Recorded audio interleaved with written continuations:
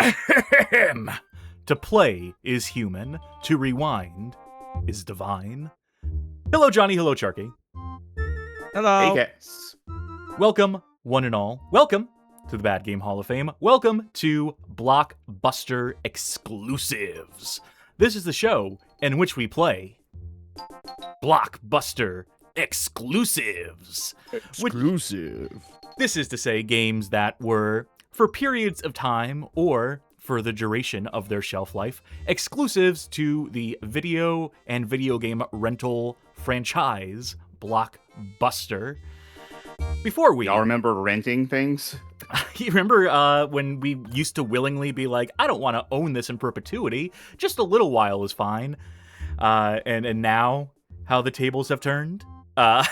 And how we sort of feel about these things now, by and large. And we'll get into that. We will get into the changing philosophies, because this is also going to be sort of a history of Blockbuster's participation in the video game industry at large, seeing, what impact they had, why they pivoted into games a little bit, why they decided to dip their toes in it, the reaction to it.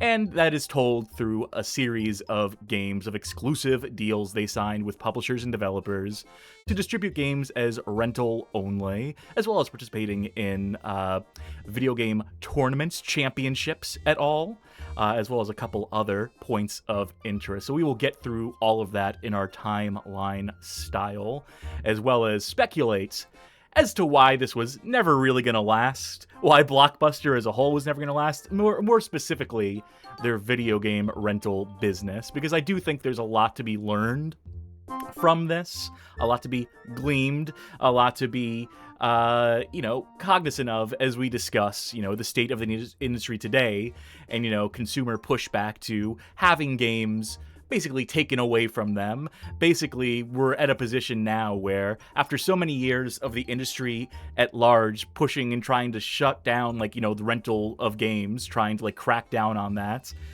all so that they could, in their own way, limit your access to games, limit your ownership of them, basically put you on licensing. But before we get into any of that, before we get into the games tonight, I should ask, what is your familiarities with Blockbuster as a chain, as a store, as a way of life? Charkie. Well, when I was a kid, there was a video rental store around here, and I don't remember what it was called. It was like Alpha something videos. But I know as a kid, and when I mean a kid, I was like 4. I didn't really know how to read quite that well or maintain knowledge of the written word, so I would always call it Alpha Video. In my mind, that's still what it's called. But once Alpha Video went out of business, they sold their space to a place called Blockbuster, and that stuck around. God, how long was that there for? That was into the 360 era, like the early 360 era. And then I think that location shut down sometime pretty early on in the life of that console. Long enough for me to rent stuff from there for 360, as I rented many things. I would go to Blockbuster once a week. My folks would rent a movie or two, and I would rent a game. So that's a lot of my childhood playing video games. Most of my experience, really, playing games as a kid came from renting games. I didn't own a lot of games. I think there's only one instance in which I ever returned a game that I rented, and that was Superman on the Nintendo 64. Because I played it.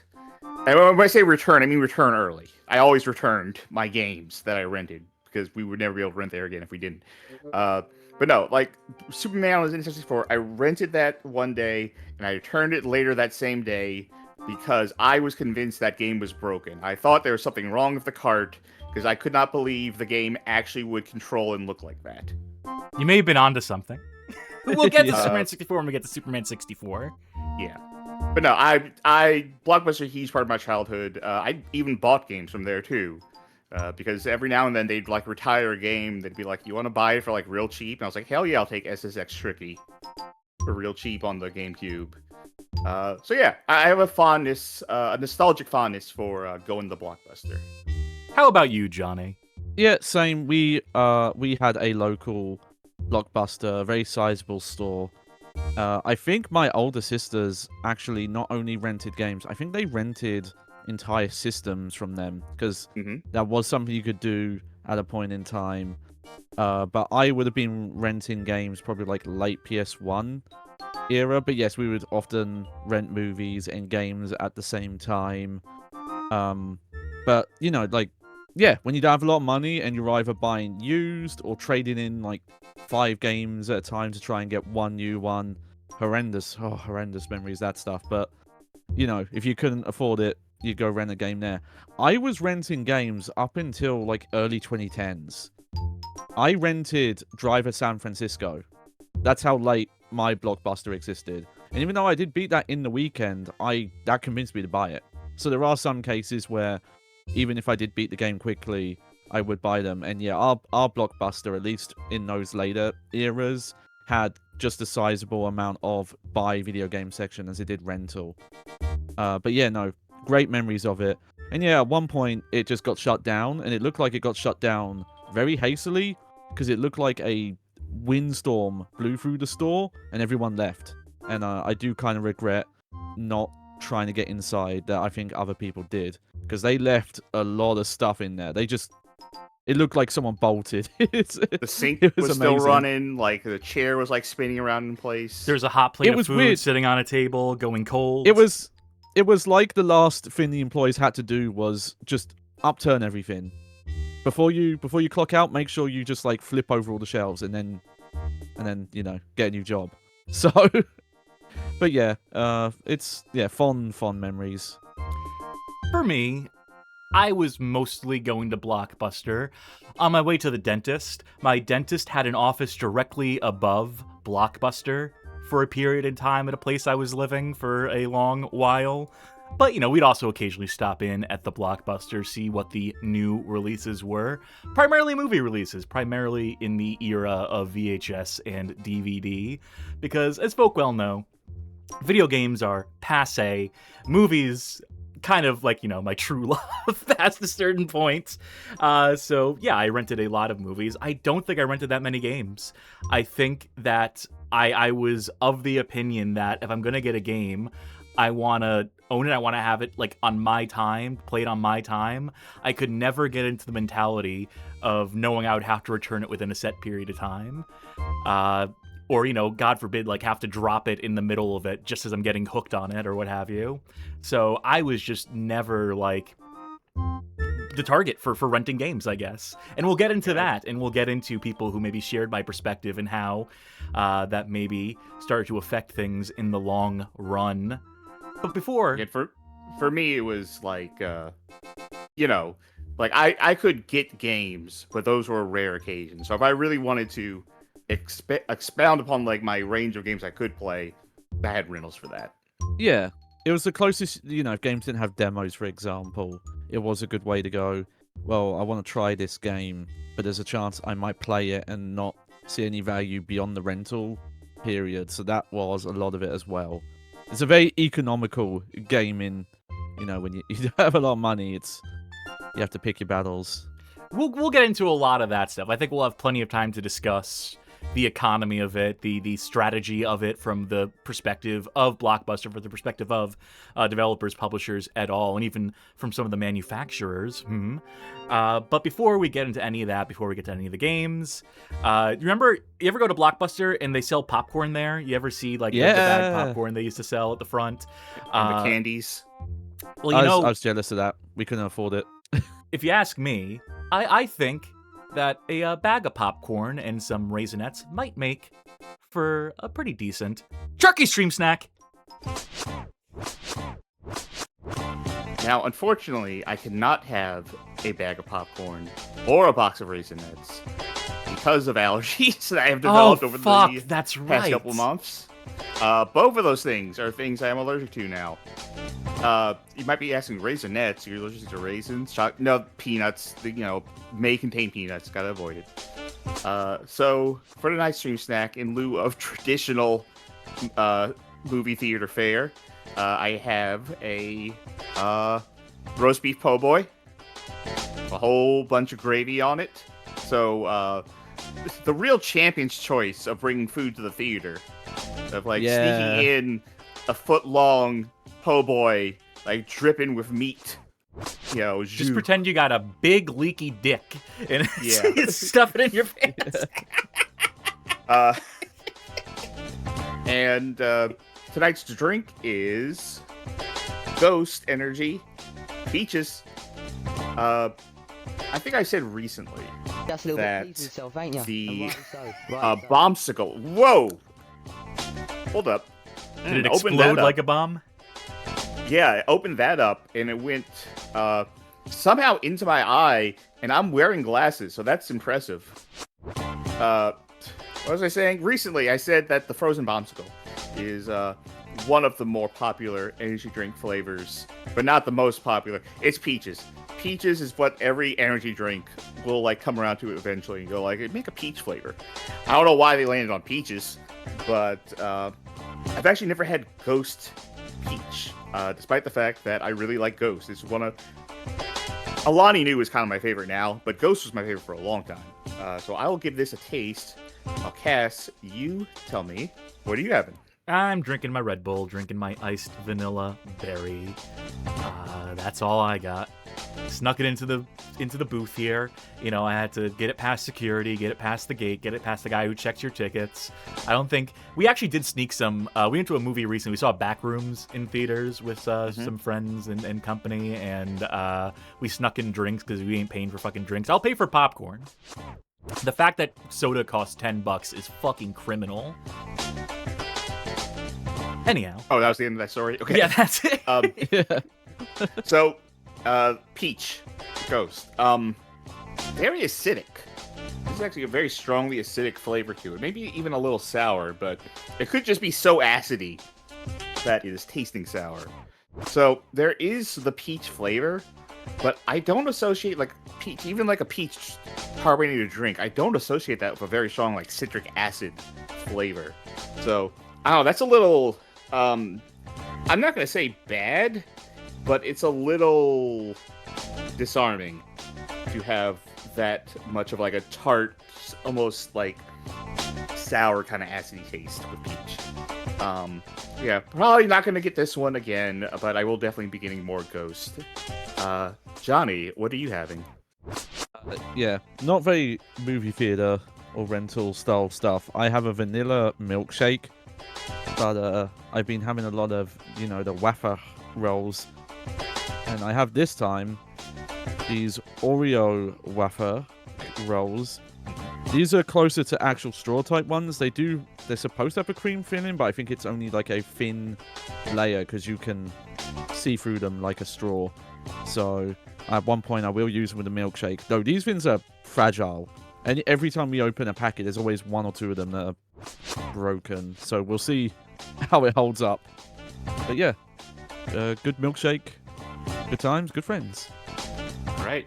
And I think that will do it then for Charkie Stream Snack. And I will go clean my glasses, wash my hands, and change my pants as that exploded everywhere. Aye, aye, aye.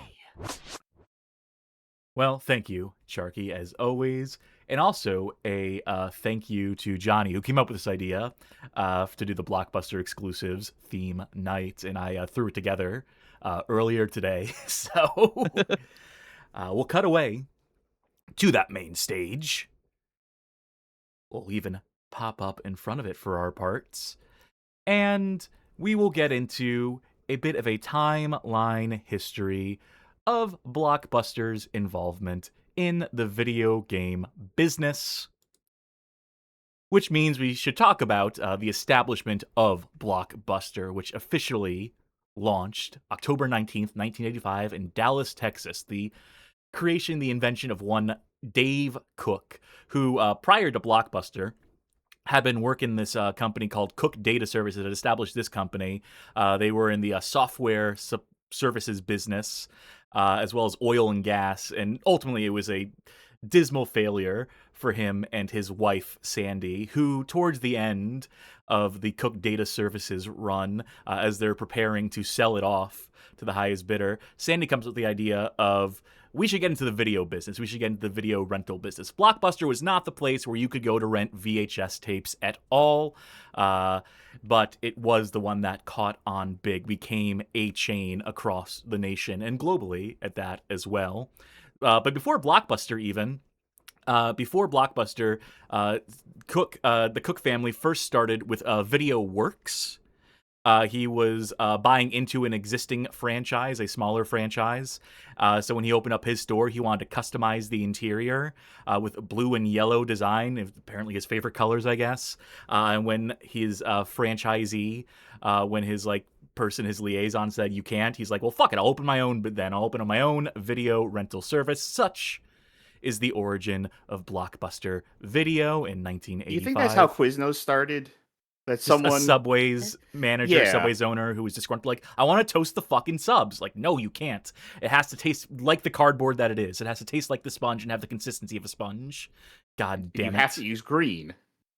So, when 1985, you say? 1985, when Blockbuster opens, first one opens with an inventory of 8,000 VHS tapes and 2,000 Beta Max tapes. Remember Beta?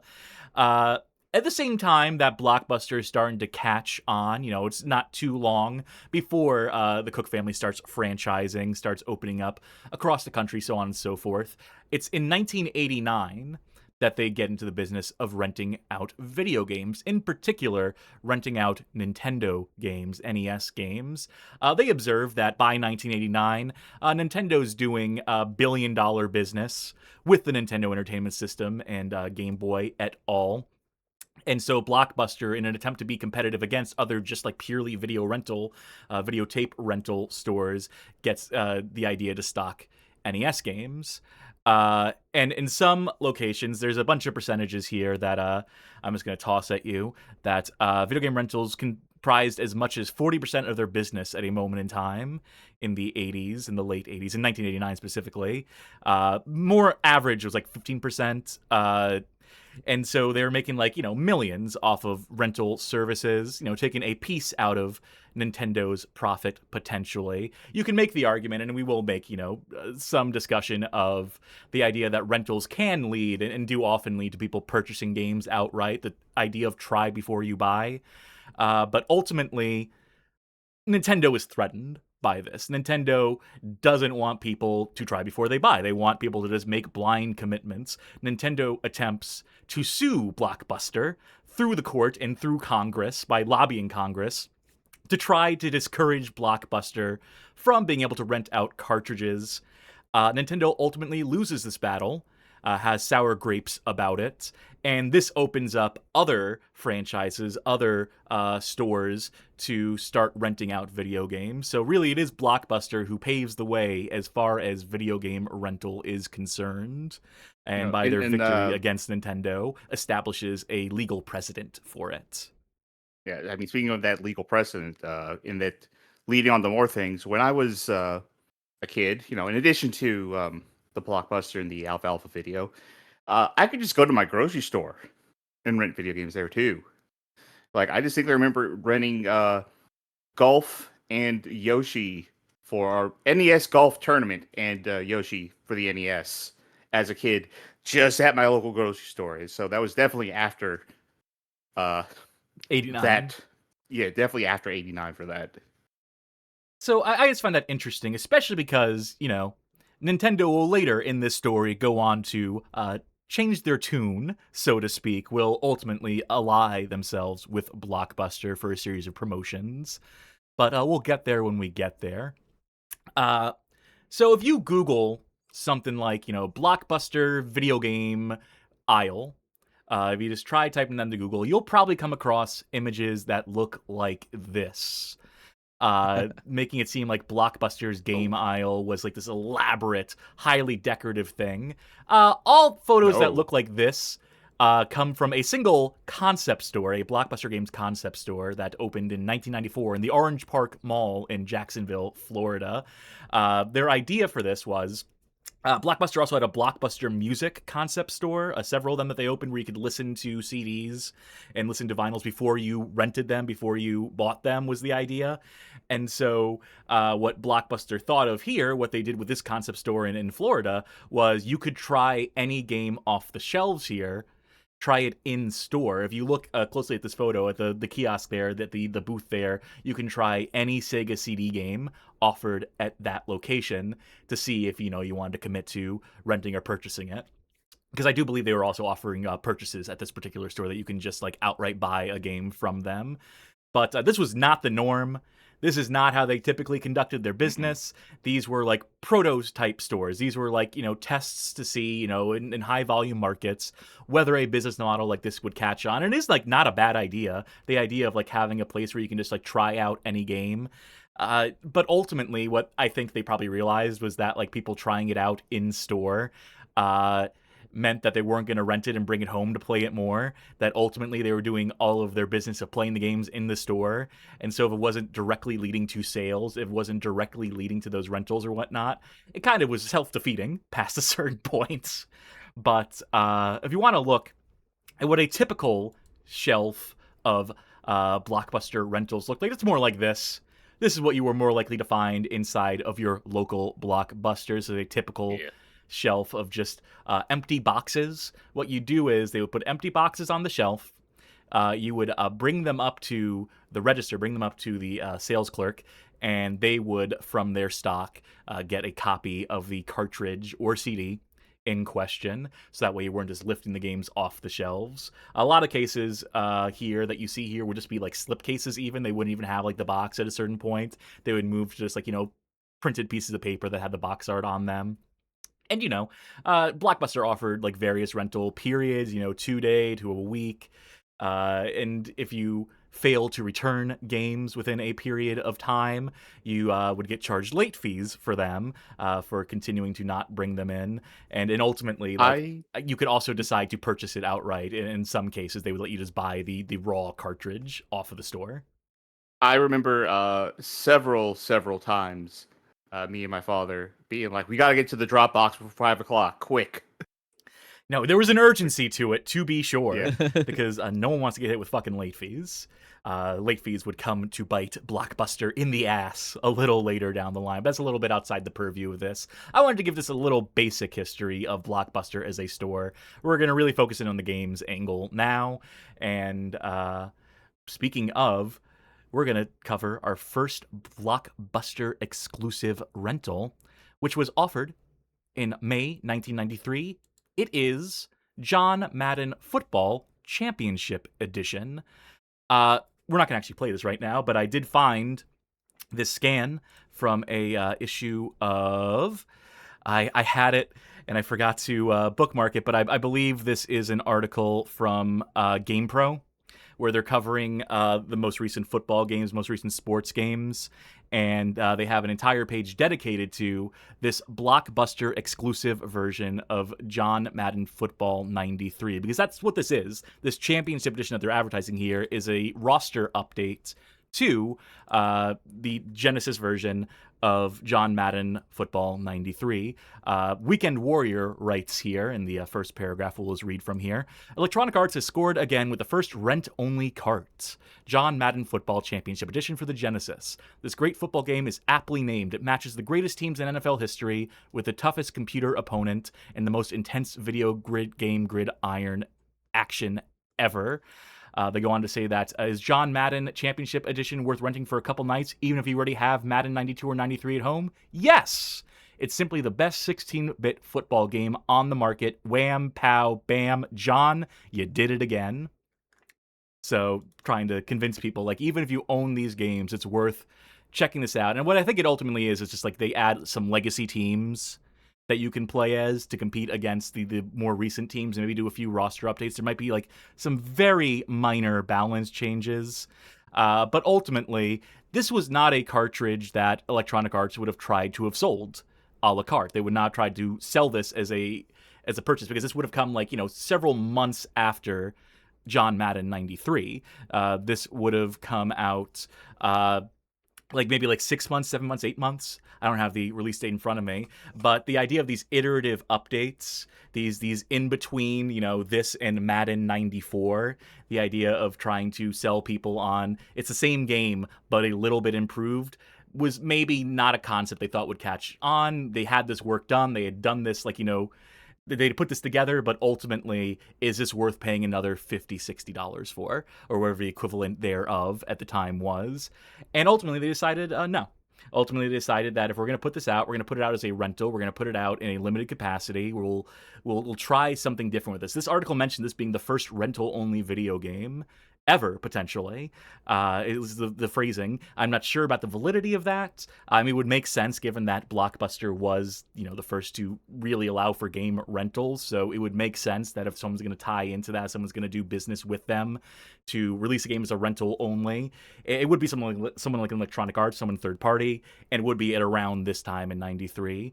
There was also a after the fact, after this game was out of fashion, after the rental period, rather than going onto store shelves, what they did was Electronic Arts, with their stock of these cartridges, sold them for $90 a pop at a point in time to people via telephone order. People would call in to order the excess stock of these cartridges, I imagine. I think there was maybe like 1,000 of those copies given away that way. So this is one of those rare games. All the games tonight, all the ones that have the Blockbuster exclusivity baked into their history, into their provenance, are going to be fairly rare, just to give a heads up. That doesn't mean that they're all good. In fact, most of these games, kind of not very good at all, and we'll get into that. Speaking of, the next Blockbuster exclusive title to see play came in May 1994, basically a year later. This is ClayFighter Tournament Edition. This is an updated version of the previously released ClayFighter, released in 1993, developed by Visual Concepts, published by Interplay. What we have here is a balance change, roster update at all. This might add like 1 or 2 new characters, or I think it just ultimately streamlines it. I think it like balances some of the mechanics and adds a tournament mode to it. What I can tell you for sure is that that little green splotch on the right reads, ClayFighter Tournament Edition is exclusively available at participating Blockbuster video stores. Tournament signups begin May 16th at participating Blockbuster video stores. And right underneath that, you can see a watermark for the 1994 Blockbuster Video World Game Championship, which will come into play in a little bit. Again, we will circle back around to that. And as much as, I'm sure folk are expecting us to play ClayFighter right now, we're going to do a whole ClayFighter episode down the line, an entire like series retrospective, I think is something worth doing, where we'll cover all the different versions of the original, the sequel, and then both the N64 games. But also we're going to be stuck playing a little bit of Sculptor's Cut a little later in the night. So we're not going to dodge ClayFighter completely tonight, unfortunately for us. I think if I remember correctly, this legitimately is like a better version of ClayFighter than the original. In a way that Sculptor's Cut isn't necessarily a better version of the original 63 and a third. But we should probably get to a game that we're actually going to play, shouldn't we? I think it's about that time, 30 minutes into the episode, 30 minutes into the stream. So let's see one. Let's see one that was, again, an exclusive at Blockbuster and is worthy of our show. This is Ren and Stimpy Fire Dogs. This would have come out in around June 1994. You can read on the box, rental exclusive only, man. This would have been developed by our friends at Argonaut Games. They have Catwoman, Malice et al., and I guess Star Fox, the original Star Fox, and published by THQ. So, why is this rental only? This seems like a game that they probably could have sold. This seems like a game that they probably could have, off the strength of Ren and Stimpy brand, which was still red hot in 1994. People didn't know John K. was a sex pest yet, or what have you. But and they were selling Ren and Stimpy games in stores. They were, but this one in particular, I couldn't tell you. I think maybe it's just a case where, and all these different games that come out as Blockbuster exclusives, as rental only, are going to have different reasons. There's no universal reason for why a game would choose to skip the store shelves and go directly to Blockbuster. But, ultimately, if there is one, underlying thing, it's just the idea that the publishers didn't have faith in the product to sell if it was sold on its own. That's ultimately what it comes down to, and different reasons and versions of that excuse. So, for whatever reason, they just didn't see this one flying off the shelves if they sold it at a price tag, and we'll see why. Maybe we will find out why for ourselves. Maybe in playing a bit of this, we will see why they chose not to charge consumers full price for this one. Who wants to play this? Who's willing to bite the bullet on this? I'm not. I'm not. Have you ever seen an episode of Ren and Stimpy, Charkie? I used to love Ren and Stimpy as a kid. So well, you know more about the series than I do. Yeah. This was a whole family show. My whole family loved Ren and Stimpy. Yeah, this would have been a cable-only show, and we did not have access to those kind of channels for a long time. Yeah, I just fucking hated the show straight up. I did not enjoy Ren and Stimpy. Nah, shit. Technical issues already. The Ren and Stimpy show trademark. Oh, I thought this was going to be like an opening narration or something. On the SNES? Well, no, not like voice narration. Yeah. But well, Super Metroid opens with a little bit of voice narration. Now, I'm noticing a 1993 copyright on this. I wonder if, and this is pure speculation without knowing anything about this cartridge in particular. Yep, there's 1993 again. If this game was development finished in 1993, and they sat on it for a while, and by the time is that they're censoring, and by the time they finished sitting on it, or by the time its manufacturing run finally got approved or whatever, if it was too late and they didn't want to market it, and so they decided to go the rental only route. That's probably a reason why. That probably factors into this. There's I have no control. By Yep. Let's get that sorted. Oh, and Dolby. Nice. Surround sound. You know what? I did not know the Super Nintendo could do surround sound. It's not. It couldn't. Sound. They tricked me. This is a present from me to you. Thank you for the description, Frank Gothic.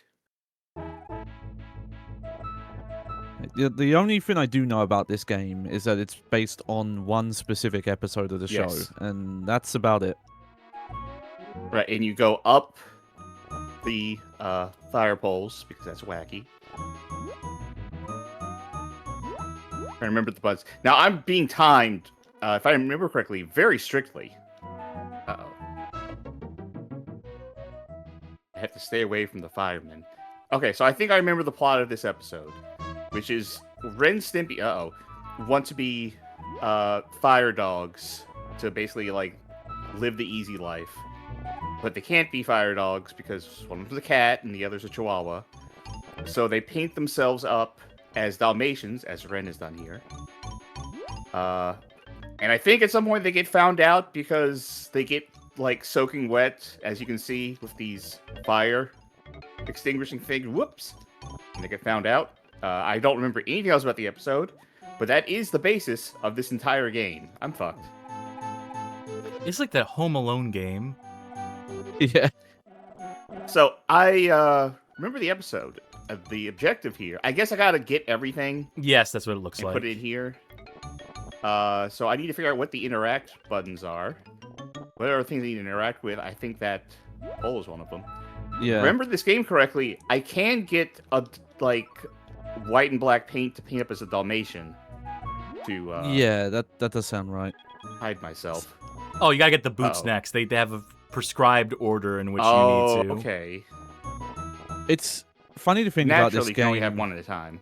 Being complicated enough, you might need a manual, because I wonder if this would have even come with one. It was always a crapshoot at a Blockbuster if you would get the manual or not. That is correct. Because sometimes people would just steal them. Or steal / just forget to bring them back. Yeah. I think I lucked out, or maybe just by the era that I was renting, I never had to deal with any of the horror stories of just, oh yeah, someone swapped the game in the case, or they brought it back like Down the, super messed up. And maybe a couple of scratch copies, but I didn't deal with too much of just like, oh yeah, no, this is a swap game, or someone's like ruined it in some way. Hey. Okay. So it's not a prescribed order necessarily. You can just pick up stuff, it seems. Can you pick up multiple items at a time? Well, Looks... Here, I'll looked like cheat it you a could, little yeah. bit. oh, I'm still fucked. I like there's fire FYI. here because you're at a fire station, so obviously, you know... Oh. there'd be- Burnt to a crisp, but I think you can get Oi. that paint if you can jump that or... Oh, well. No, I'm running out of... I'm not Any quite sure how you recourse here? avoid Dead this end. guy, because it seems like a one-way path. Yeah, you have to get that paint. That's the only way. See, the problem is that Yeah. I realized I wasn't going to... But Oh. hey, I came back painted. That's something. Okay. So, let's see. I don't actually have anything right now, even though that's right there. But if I can pick up... Is that bucket something you can pick up? No. So I saw a post in chat, up your paint, yeah, from one Creative Name 03 who says, "Ooh, I know." Presumably when we asked earlier why this game maybe was rental only. I know it's because it has 15 minutes of content and has 2 levels. Yep, that's... To my knowledge, that's right. Hey, we're friends. Yeah, he's totally fine. It's just the water you have to watch out for. Oh, Speaking of, yeah. At least it's not an instant wash, it looks Down. like. You have a meter. Down the stairs. Can you not go Ah, downstairs? when I think of bad Super Nintendo platformers, I think of mystery inputs required to use stairs. I think it Awesome, might be you Mr. can Input. only go down fire poles. You can go upstairs but not downstairs, which would be arbitrary and stupid and annoying, but this game seems arbitrary and stupid and annoying. So, That. So no, Yep. you can only have one item at a time. I picked up 2 things. The other thing I was having just with the disappeared. fireman's hat, yeah. So that's just gone. And I guess respawn somewhere in the level. Oh, no, wait. I want that. I mean, I'm going to lose because I'm running out of time here. Oh yeah, the time limit on this is fucking brutal. Yes. Yes, it is. Right, you can't run past that. That is the real killer thing about this game, is that time limit. If it wasn't 2 minutes, this might be more bearable.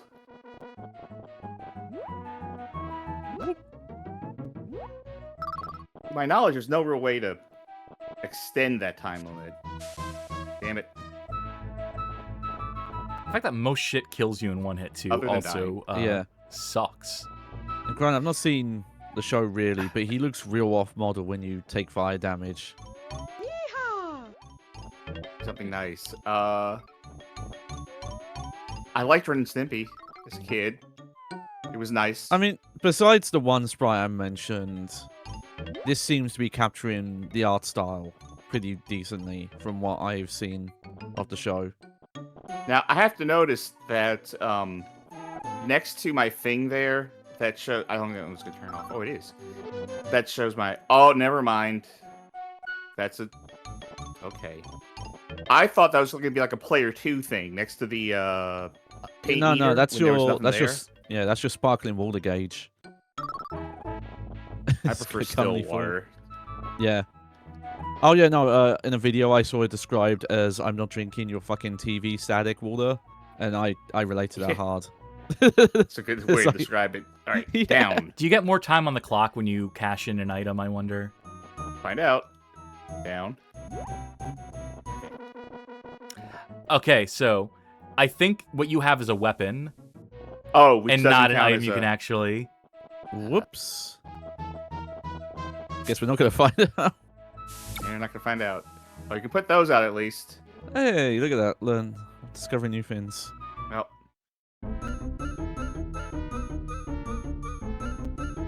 Add it up to here, a few guys. I don't remember what this guy would have sounded like. Like every other guy in a John K animation, probably. I got Score, 0.2 27. score. That's good enough for the World Video Game Championships. Let me see if I can do Password is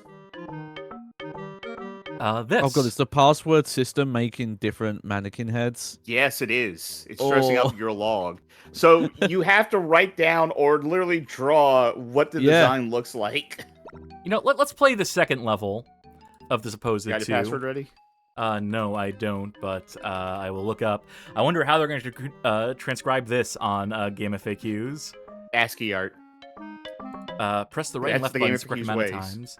So left 2 times, left 1 time, left 1 time, left 3 times, right 1 time. This will apparently take us to the last level, which I presume there's 2 levels. Maybe double check that. That seems. Could it really only be 2 levels? Could this really be a 2-level game? I would more bet this is like you go through the days of the week. Because the first one was Monday, so I bet there's like Monday, Tuesday, Wednesday, Thursday. Maybe they repeat stuff. They probably Most recycle likely. the same like stage template. Yeah. Okay. Yeah. Maybe I For should. what it's worth, the long play is 52 minutes long. Yeah, just under an hour. Yeah, you play from Monday through. Oh, I see how it is. Okay. So each day, it looks like. I get it. Okay. So each day has 2 phases. You start at the firehouse, and then you go on the job, which is a different gameplay mode. Well, they're giving me 6 minutes for Yeah. this one, so. I assume it's like the old school, just infinite tile set kind of design. Like old 70s arcade games. Just like, yeah, here's permutations of the same map with Well, like it different does- layouts. Does end on Friday. But no, but 2 stages, as in there's 2 gameplay modes, but they are basically the same thing every single time. In fact, I guess there's just like. No, the map is a little different. I think. There's definitely new hazards. Yeah, go figure. I don't like how happy that guy is about his violence towards Stimpy here. Is there anything on this left side? I forget. Maybe it's a different route. I wonder if you could break through these walls, which is why they maybe have that. I feel like if you want to do better and try to get to the second thing, We should doing it on restart. this stage, Yeah, is it's probably the wrong not. choice. Yeah, you might be right. I don't know if there is a password to get you to the on the job section though. All right, I'll give this one shot because we do need to move on. Okay. We have plenty of games to get to tonight. We have 9 that we want to play in some capacity, so can't give Ren and Stimpy too much time a day. God, the controls. Trying to figure out how did you flip this switch? I'm trying every button. I don't remember, and I don't remember even doing anything. Is the you found it? Nope. But I don't remember doing anything. I think it go. turned off one of the water sprays. Did it because they sort of cycle on and off on their own. But it just There is a way to go down the afterwards, it stairs. It's looks- just incredibly particular yeah. and also I not had worth a- it. I kind of had a hunch. I imagine it's not turned off all the water sprays, but it looks like it's made one of them less frequent at least. Okay, so minute 20 on the clock. No, it doesn't increase the time. That's ridiculous. Yeah. Because there's no way to do all this for the first level. Make Oh, the right, most out I of forgot. Yeah. We're Make good. the most out of that 3 or 5 days that you rent this. Yeah. Although Unless for an SNES game, it would have been like 3 days back then. Yeah, the only Fuck. thing I can think of is that there is a mechanic to extend Are you- the time, which I'll Are quickly you running, check. by the way? Yeah, I'm holding down the button for run. Okay.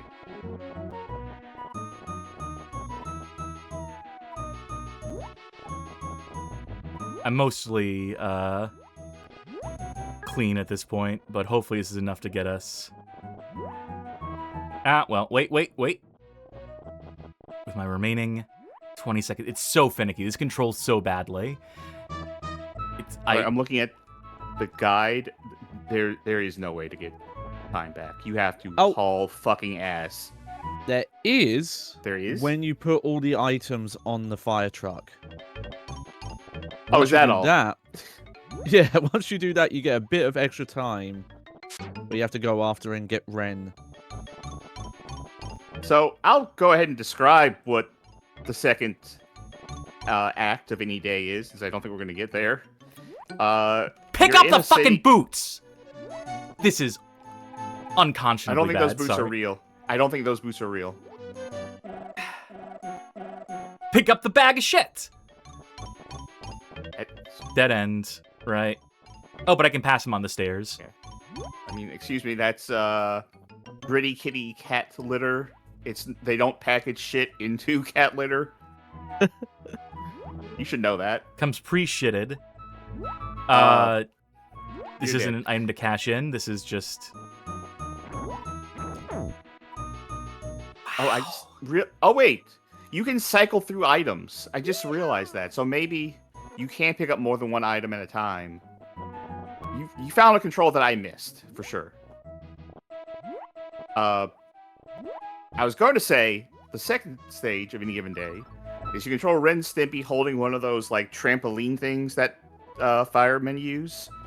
And you run around a city as, like, items are just tossed out of buildings and you catch them. Yeah. Not people, just items. Yeah, it's what's that old game, Wall Street? But you Yes. catch people in the trampoline, you have to make it land the ground. It's basically that. Or the Game & Watch fire. Yeah. I think this is also where you get your score. Because you can pick up coins that are falling too. Yeah. Whereas here you only seem to get 10 cents every time you put an item down. I'm willing to go as far as to call this unplayable. Yeah, I imagine you just have to learn the exact order. Mm-hmm. You have to do this in, the exact path in. And that's the only way to beat this. But the controls are just so Which is like... fucking bad. It just Which I does call that- not control. Yeah. And I call that's an absence of game design, in my opinion. I feel like it still wouldn't be good, but this whole thing would be way more manageable if it didn't have that time limit. Or if it didn't have a time limit that short. You know, Mm-hmm. I'm done with this. I think we're Sure. done with this. I don't want to look at this anymore. That was Ren and Stimpy Fire Dogs, and if I had rented that back in the day, boy howdy, I'd have been pissed. People used to say NES games were made games back then were made really hard with the rental market in mind. That's like, oh, you'll have to rent it multiple times to get it, or just buy the game. That game definitely feels like it was made with, you're going to have to rent this multiple times if you want to beat this thing, and you can only rent it. And why would you? Genius. So we'll move along to our next mention-only game, Final Fight Guy. So, Final Fight for the Super Nintendo, originally developed, published by Capcom in around 1990, if I recall correctly. In bringing Final Fight, the arcade game, to the Super Nintendo, they strip this fucking game down. They pare it down to size. They take out Guy from the original roster of 3 playable characters. So the original game, the original Final Fight on SNES, is just Cody and Hager. And there's no multiplayer, so you can't play as a 2-player game. And also, they limit the amount of enemies you can have on screen because of sprite limitations on the system.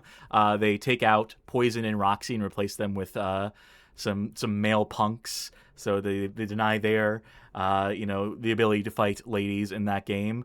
They rename some bosses, etc., etc., etc. So really, not a particularly good version of Final Fight. I mean, good enough, I guess. It still looks kind of okay, even though all the sprites are redrawn.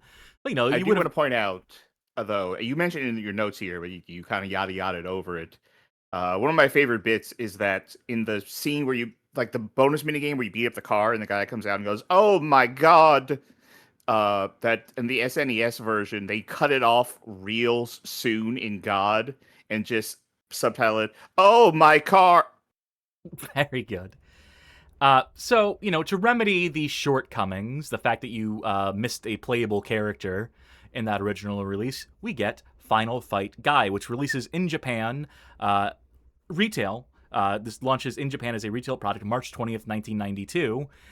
But if you look at the box here, if you look at this box art for this North American release, it has the sticker on it that reads Blockbuster Exclusive, direct from Japan. There's a few games that we'll see here, a few exclusives, Blockbuster exclusives, that have this direct from Japan logo, games that released as retail in Japan, and then in bringing them over to the States, did not get retail release in the same way, ended up becoming rental exclusives.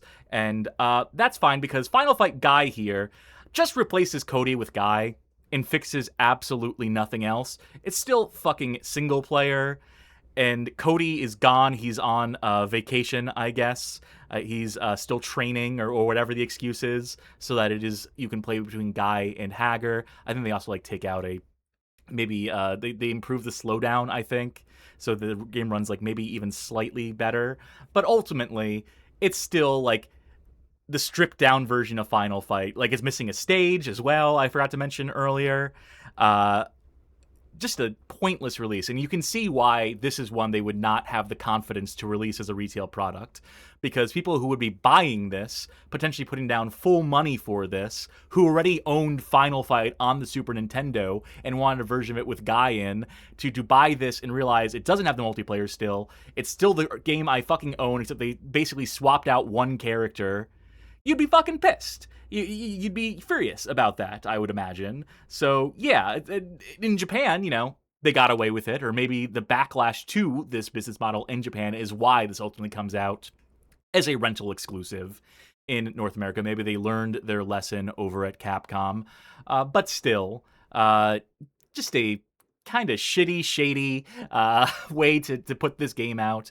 They, especially because at around this time in 1994, we already had Final Fight 2 on the Super NES, I believe, which had fucking 2-player co-op in.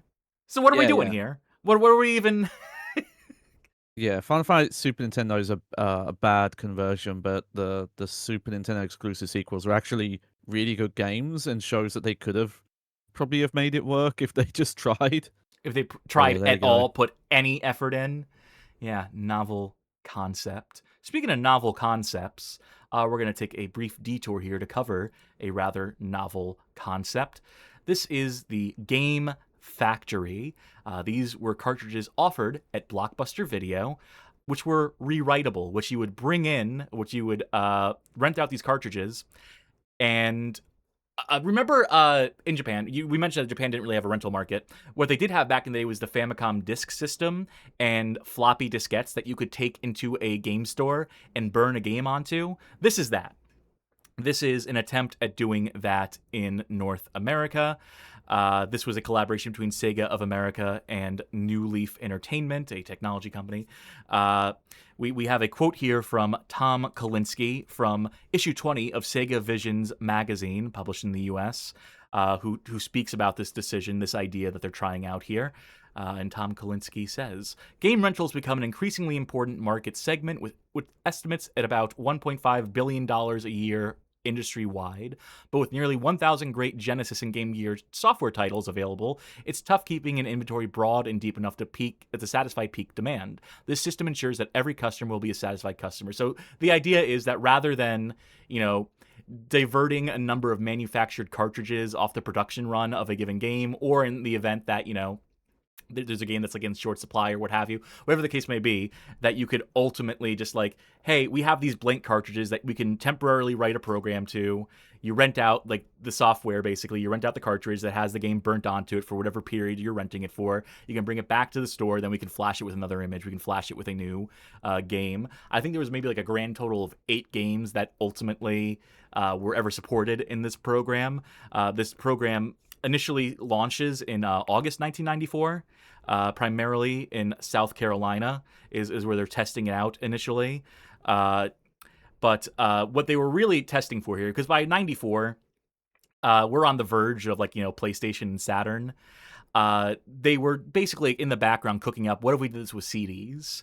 What if we could like burn CDs and allow for that to be like a rental thing where we're burning an image to a CD? That wouldn't have necessarily been viable at the time because of the CDs, like rewritable CDs, not necessarily being a thing at that point in time. CD-RWs, I was trying to remember. Mateus already had in chat, right? I think that technology was still to come, so I don't think it was ultimately a viable prospect.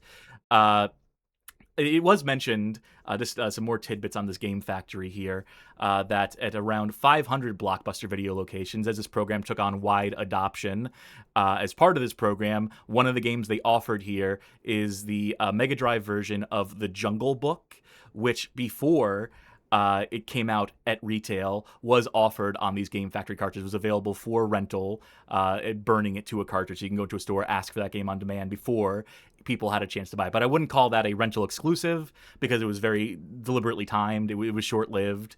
It was just like an interest check, I would imagine, as this whole program was. And ultimately, by the beginning of 1995, the interest check is over. Blockbuster chooses not to pursue this program, discontinues the service that year, and does not pick up with the CDs because they probably deem it unviable or untenable, or the idea that what if people could just copy that CD too? It opens up a whole can of worms that they ultimately don't want to pursue. They don't want to test. So this is a neat idea, though. I don't think it's a terrible idea in the era of cartridges. I think it would have been a bad idea in the era of CDs. I think that would have gone badly. I mean, you go to Blockbuster, you get a VHS. If you had people went to Blockbuster, rented a movie, burned it to their own VHS. They had the VHS stacks where you'd put the tape in one end and you put a blank tape in the other, and you can just re-record. You can copy a tape onto another. I did a lot of that back in the day with those movies I rented from Blockbuster.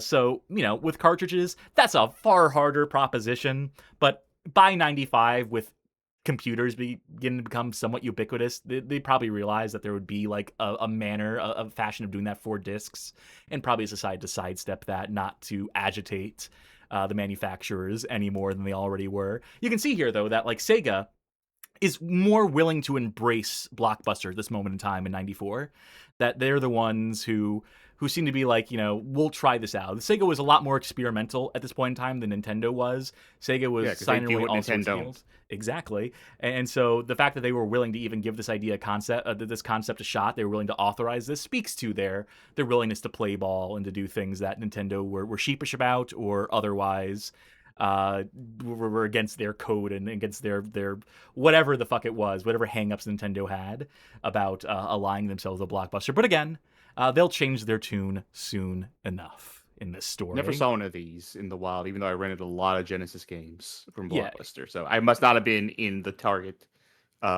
region market for audience region. Yeah. Well, we'll move on to another game, an Amiga game called Sleepwalker. This is one of the only good songs from off of that Megadeth album, United Dominations. That's what I was thinking of as well. Not Sleepwalker. Wrong. This was a game developed by CTA Developments, published by Ocean Software for the Amiga, Amiga CD32, Commodore 64, and Atari ST, as well as a DOS version in 1993. It is a protracted escort mission. It doesn't seem very good. And you may be thinking to yourselves, Amiga? Did Blockbuster rent out Amiga games? You could get Amiga floppy diskettes and whatnot from no, they never, the Amiga didn't quite breach the market here. Neither did the Atari ST or C64 or any of that stuff. Blockbuster was very much about the mainline console. So why are we looking at this thing? Well, at a point in 1994, and around August of 1994, they get the idea to bring this game to consoles. They get the idea to bring Sleepwalker to the likes of the Super Nintendo. And in the process of doing that, they pick up a license. They pick up a license for a Fox Kids animated television series known as Eek the Cat, which had been airing since 1992, would cease airing in 1997.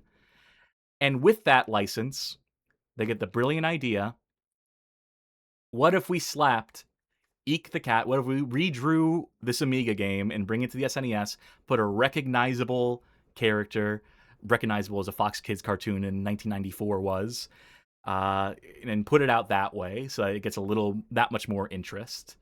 And so we get Eek the Cat, which ultimately ends up being rental only, because I think at a certain point they probably realized that, like, oh fuck, this game sucks. It's the only thing I can think of, that this game, if we put it out on retail, is going to get skewered, is going to get decimated, because I think they probably realized too late that, oh, Sleepwalker's a terrible game, and so is this. So I don't know. It's rotten to its core conceptually. I am very aware of this game, and I will not play it tonight. Fuck this game.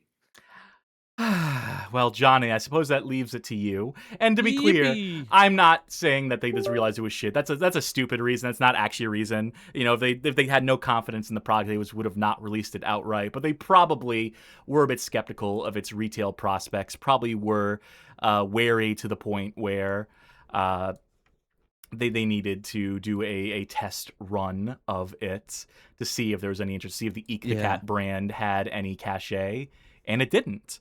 Let's make sure to see this. Yeah. Yep, The thing is, in a sense, I Johnny. can believe it. Yep. I was going to say, do you like escort missions? I Do you like one game that is just an escort mission? like Eco. It's called Never So- Dead. Yeah. Okay. Oh god, that's such an off-model. Another Okay, Megadeth goes back. connection. But in a sense, I can believe it. I've watched some old school wrestling reviews that cover the home release exclusive like content that WWF would put out, and a lot of their exclusive, like, oh, you can only get this on VHS. We're talking dark matches. Do you have control, Johnny? Let me check. No. Okay, cool. Just wanted to make Yeah, sure. like dark matches, house show, like stuff that is not worth broadcasting on TV, but they would sell it to you. To like if this. There we go. You're gonna want to Alright, max how many out those tries. You want to keep it Yeah. on easy. Yeah. All right. Eek. So Sleepwalker. Sorry, I didn't mean to talk over Eek there. Yeah. Sleepwalker is about a dog guiding a sleepwalking boy through hazards. Eek here is about guiding this old lady. Right. Yo, lady, stay back. Right. I don't remember where I saw this game before, but the thing I always remember about it is really dark for some reason. Yes. Yeah, it is. Like the opposite of a Game Boy Advance game. They realize everyone's TVs are too bright. They're too Whoa, backlit. lady. How did I do that? I swapped sides with her. Can you jump and grab that Ooh. ledge? Let's see. Is that a jump? No. Oh, I don't need to. This controls terribly. Yeah, it's not good from what I recall. This might be one of the worst controlling side scrollers I've ever. Whoa! Yeah, this is why me and Charkie passed the buck on this one. We know. The momentum. Whoa, lady. You go back there. I'll look up here then. The song's kind of a banger, though. Yeah. Ocean, right? Yeah. Yeah, that makes sense. Can I bap you, elephant? Bap. Bap. There we go. So I Just look to watched the Eek the Cat as a kid. I liked this show. I remember like none of it, but I definitely watched it as a kid.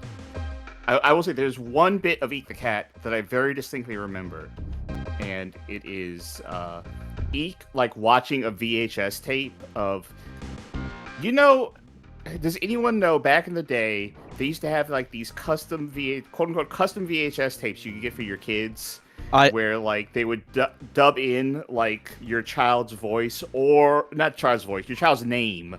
Johnny, Like I'm that. taking over Photo. because you're taking so goddamn I can't long. figure out how to get her up. Yeah, neither can I, but just keeping her in the corner and waiting for something to happen is... That's fair. But no, my family had one of those VHS tapes made for me, actually. So Where I was a superhero.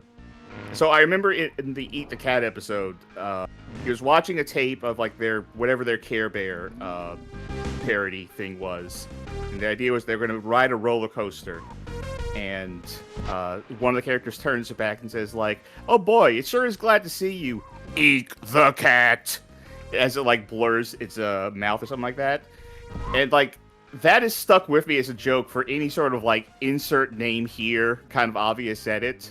It's like, oh, it's so good to have you on the show today, Johnny Baghead. There's gotta be some sort of item or something, right? You would. I didn't try.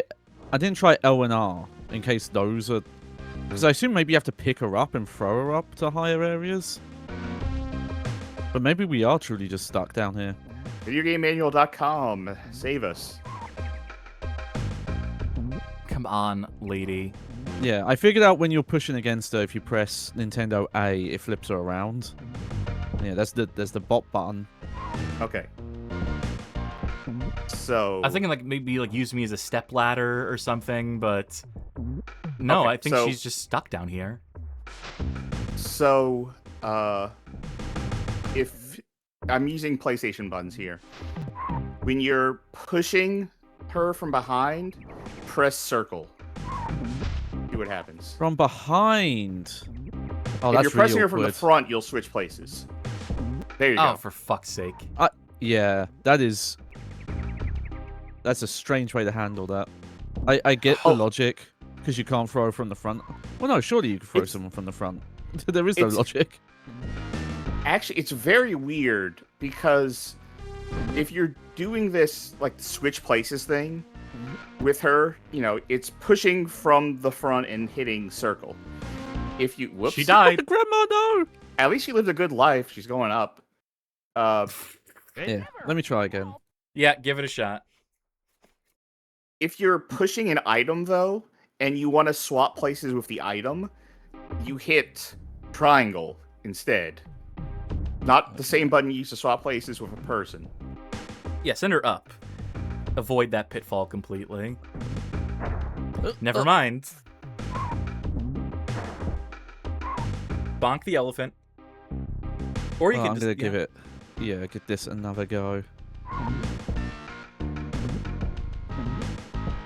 By the way, there's no understanding just how badly this controls. It is heinous. The momentum on it, Yeah.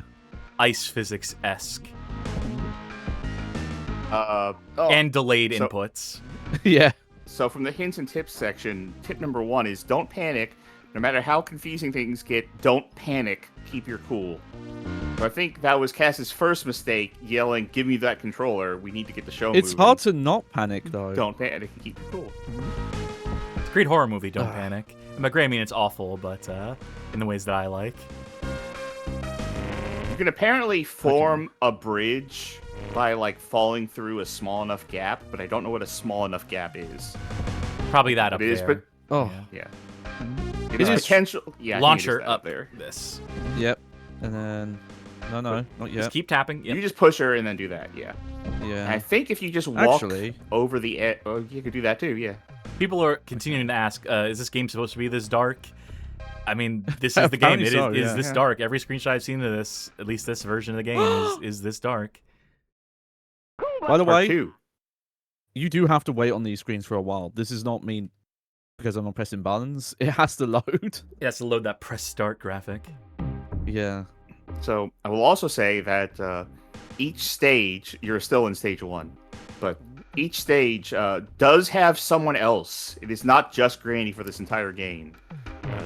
I guess they have found reasons to make everyone else blind too.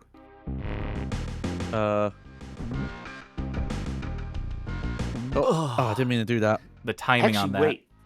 I haven't figured out you can get past her without pushing her, and I haven't figured out how I'm doing it or why. It's like if you walk, but you know, it's not like I have an analog stick or anything. It looks like every stage has its own story too as to why everything is happening, but it is only apparent within the manual. Okay. Which again, if you're renting from Blockbuster, not even a guarantee. Yeah, crapshoot. Oh, I tried, Granny. If you get enough burgers in a stage, if you feel safe enough to just leave Granny behind and go find burgers, you'll get a bonus stage. That That's actually okay. looks kind of horrifying. Well, I'll play it's like Eco. Go! Oh! Up, up! Up, up! I was getting like a Courage the Cowardly Dog vibe when I thought it was just this old lady. Yeah! Okay. No, no. I didn't even press the jump button there. I don't know. Oh. The giraffe is launching you. Okay, well. I need you to launch my old lady friend here. Yeah, launch Miriam into the stratosphere. There we go. Oh, I don't like the look of that thing. This game, assuming that this manual is telling me all the stages, this game ends with a Christmas stage, which I don't feel like you don't see that. You don't see a lot of games crescendo on. Oh, you're gonna have to bridge Christmas. that. Bridge that. We'll Or, do no, that works yeah. too. Shit. Yeah. Yeah, now Johnny's got it. You just Whoa. never run if you can help it. Which is a tall order, if I'm being honest. That's okay. We share the pain, Grandma. Oh, don't carry this burden alone. Okay. That's- She bonked. yeah. She bonked the ceiling.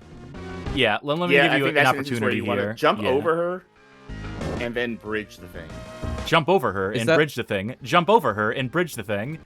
Oh, you can bridge that. I thought Yes. gaps were way Stop smaller. pushing her and bridge the fucking Cass. thing. The problem That was- is he's trying to get past her, and the game Yeah. is just like, no, you're pushing now. Yeah, the pushing was not my choice there. What there should be is a button you press to push her.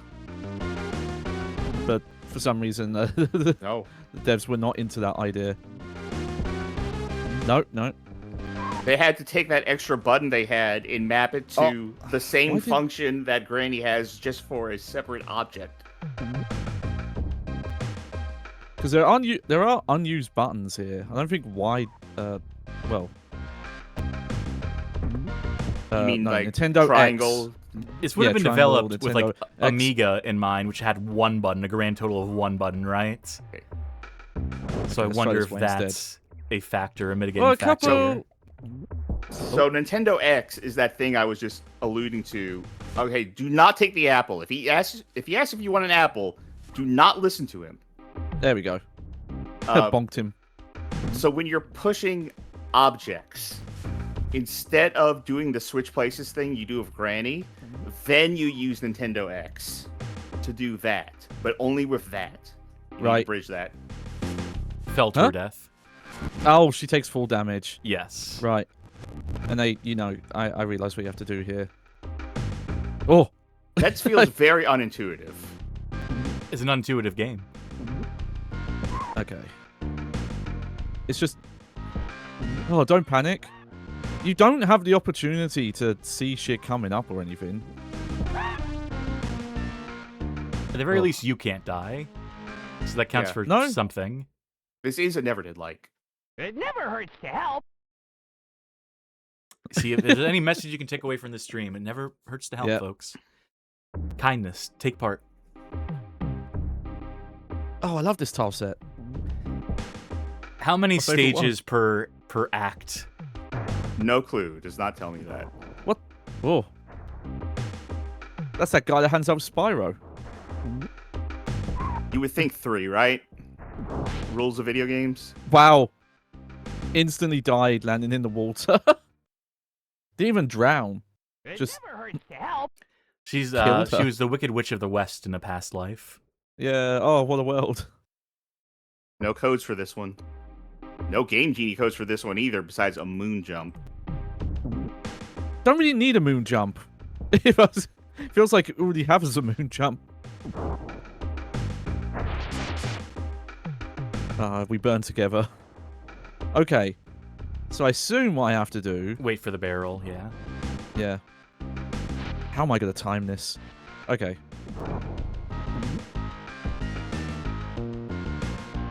Okay, that was not as hard as I was expecting it to be. I like this double axe handle he does. To Yeah, launch her onto that. So, the game has limited continues, of course. It says when you continue, you start at the beginning of the same stage. And I worry because in the manual, they refer to stages as like the tile sets. Like the jungle is a stage. So if you were to lose here and What? continue, would you go back to the first thing? No. You have to push her and then kick her. That is not a bridge situation. And that was me trying to push. Like, the inputs just sometimes don't work, it feels like. I believe you. Also, I think to... The timing, the cycle on this is fucked, yeah. Yeah, and I think to clear a gap, you do have to be moving a bit. Mm-hmm. Yeah. This is basically an all-time awful idea for a video game. I know there's several games that have like tried this kind of design before, and none of them have ever been good. Oh, true Coyote time. Yeah, I'm not gonna lie. That is the one redeeming factor I've seen in this game. Is the Coyote? No, she doesn't get it though. Like I'm mashing the button. Maybe that's the problem.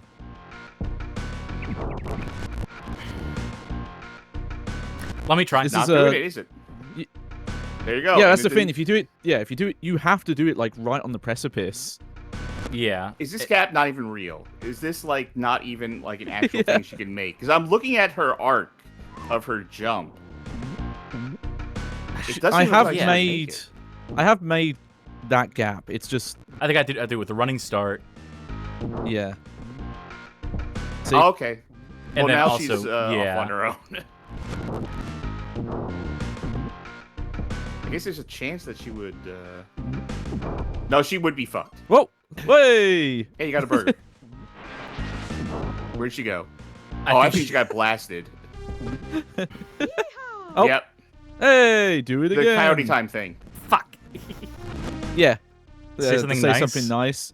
Yeah. The fact it was actually animated and gave me a chance to save myself is the one redeeming idea this game has. But like, I could not impress how bad it. I kind of want to see that bonus stage if I can find another. Yep, that's what I thought. Like even describing it as ice physics doesn't do it justice. It's like he's a constantly spinning ball or wheel, and you're having to like fight acceleration. Yeah, he controls like a car. Wait, no, hold on. This is gonna seem like a stupid idea, but can I not go down? Can I not? There's probably a hole further ahead. I know what you mean. Can't jump down. Yeah, you can't go down through platforms.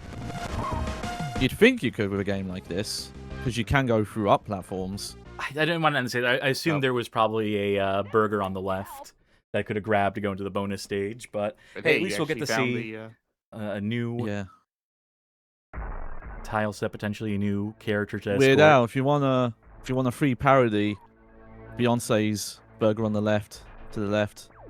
Hit us up. So that's his girlfriend, Annabelle, I think. I like 'em boo. Yes, that is the extent of the joke with Annabelle. I like 'em chunky. So we're already fighting aliens in the second stage here. Yes. I like how Cartoon happy logic. the aliens are. Seems to be a reoccurring theme tonight, is enemies that are just really happy to be there. They apparently Eek accidentally hands his girlfriend Annabelle over to evil aliens who want to use her as a battery for their Zoltarian ray, just pointed at Earth. And she's been stunned by the battery machine, which is why she is sleepwalking. How would you get up from? Oh, I guess all the way back here. I guess. Look at this shit. So, because we're on the bottom layer, we need to maintain trajectory here. We need to basically keep her up here onto those platforms all the way over here.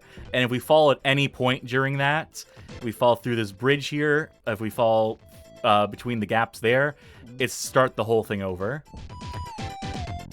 That's gonna do it for Eek the Cat. Yeah. Music's a bop on this stage though. But yeah, that stage looks horrendous. That seems like Tedium Incarnate, the video game. We'll have to play that in full one of these days, huh? That's one that we'll have to revisit. Yeah, you and Johnny have to play this in full one of these days. Yeah, start practicing, Johnny. Yeah. Start rolling around on the floor, see if I can stop myself in time. And now for another interlude. The Blockbuster World Video Game Championships.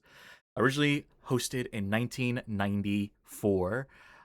This photo here is taken from a YouTube video from one of the participants, someone who has the YouTube channel Tactics Central. This is an incredibly underdocumented event. I found exactly one video that had like footage of this, and it was a TikTok, so it was in the wrong aspect ratio. I have no idea what the source was. And this guy who has photos of this event, except that he's in front of half of them because he's conducting this like from a webcam, and he superimposed himself on most of the images. It's one of the only unobstructed images I could find. But basically, in around 1994, this was one of the first worldwide video game championships. This was Blockbuster's way of trying to, make themselves for the gamers by including both Sega and Nintendo games that would be played as part of a tournament system. You would sign up at your local Blockbuster video store if you were under the age of 12, under the age of 20, that is, no adults allowed. You would be divided by console. You would pledge your allegiance to Sega or to Nintendo, and you would rent a game. You would just rent a game the likes of NBA Jam, Sonic the Hedgehog 3, or Virtua Racing if you were on Genesis. If you were on Super NES, you would rent that version of NBA Jam, Teenage Mutant Ninja Turtles Tournament Edition, or ClayFighter Tournament Edition. And you could practice that, was the idea. So you would rent it, practice it, come back, do a tournament in-store, compete against other people in your local store to prove yourself a store champion. And then in June 1994, you would be flied out to Fort Lauderdale Convention Center in Florida, where they had this massive stage setup where there were podiums for each of the contestants to play their given games on the Nintendo and Sega sides. I believe there was also some global presence for this. I think there were some competitors from the likes of Canada, Australia, and the UK. Which I believe you would have had Ritz video stores at this time, since that had been a chain purchased by Blockbuster.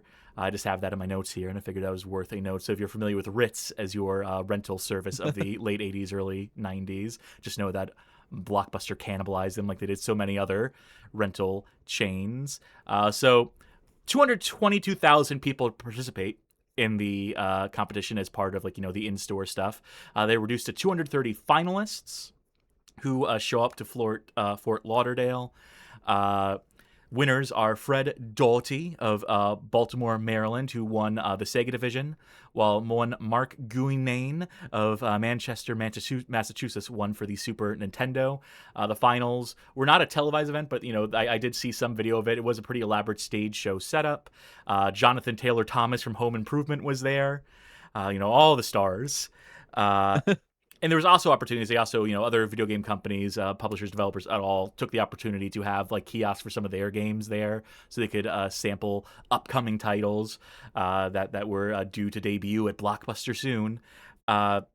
Those grand final winners, by the way, also wound up winning. In addition to the glory of the game, they got all expenses paid trips to San Francisco, where they were taken to the headquarters of Sega of America, Capcom USA, and Electronic Arts, where the idea was that they would be digitized, they'd be photographed, they would be put into Super Strike Trilogy, a Sega CD compilation of all the Super Strike games, like Jungle Strike and the other two ones. I never got into those games. This Sega CD compilation ultimately doesn't come out, so their cameos in said game never materialize. But I believe there was also a cash prize incentive as well. So, you'd hope those folk got paid. You'd hope those kids had a good time. And, despite not being a massively, popularized event, not having, even that much play in the magazines, this wasn't really covered so much. You had your ads for the World Video Game Championship, but as far as the event itself, Blockbuster seemed to, kind of drop the ball in actually, showing what it was like, showing what it was all about, showing, look at the great time everyone had here. Because, just again, the lack of video, lack of photos of this event is mind-boggling. But it is apparently successful enough that it warrants doing another year. Episode 2 of the Blockbuster World Championship. This is begun. They announced this later in 1994. So for the 1995 year, to take place in 1995, you announce it a year in advance. You give people time to participate. So this, in this case, rather than having the in-store tourneys, what they did was they made specific cartridges. They had a specific Sega cartridge and a specific Super Nintendo cartridge that you would rent. You would qualify by taking your high score, taking a photo of it at the end of these sort of sampler cartridges, and that's what you would bring in as proof of your score. And these would have comprised. Hold on, let me just make sure I have the right games here. For the Super Nintendo, you would have had Donkey Kong Country, a cut-down version of Donkey Kong Country for the Super Nintendo. And for the Sega Genesis, you would have had a cart that had samples of NBA Jam Tournament Edition and Judge Dredd. So Acclaim kind of owned that's the Sega end of it, and Rare were the people who were put up to represent Nintendo. And we'll actually get back to those in just a second, too, as a matter of fact. Let me also go ahead and show this image here, which goes on to show some of the rules of the competition.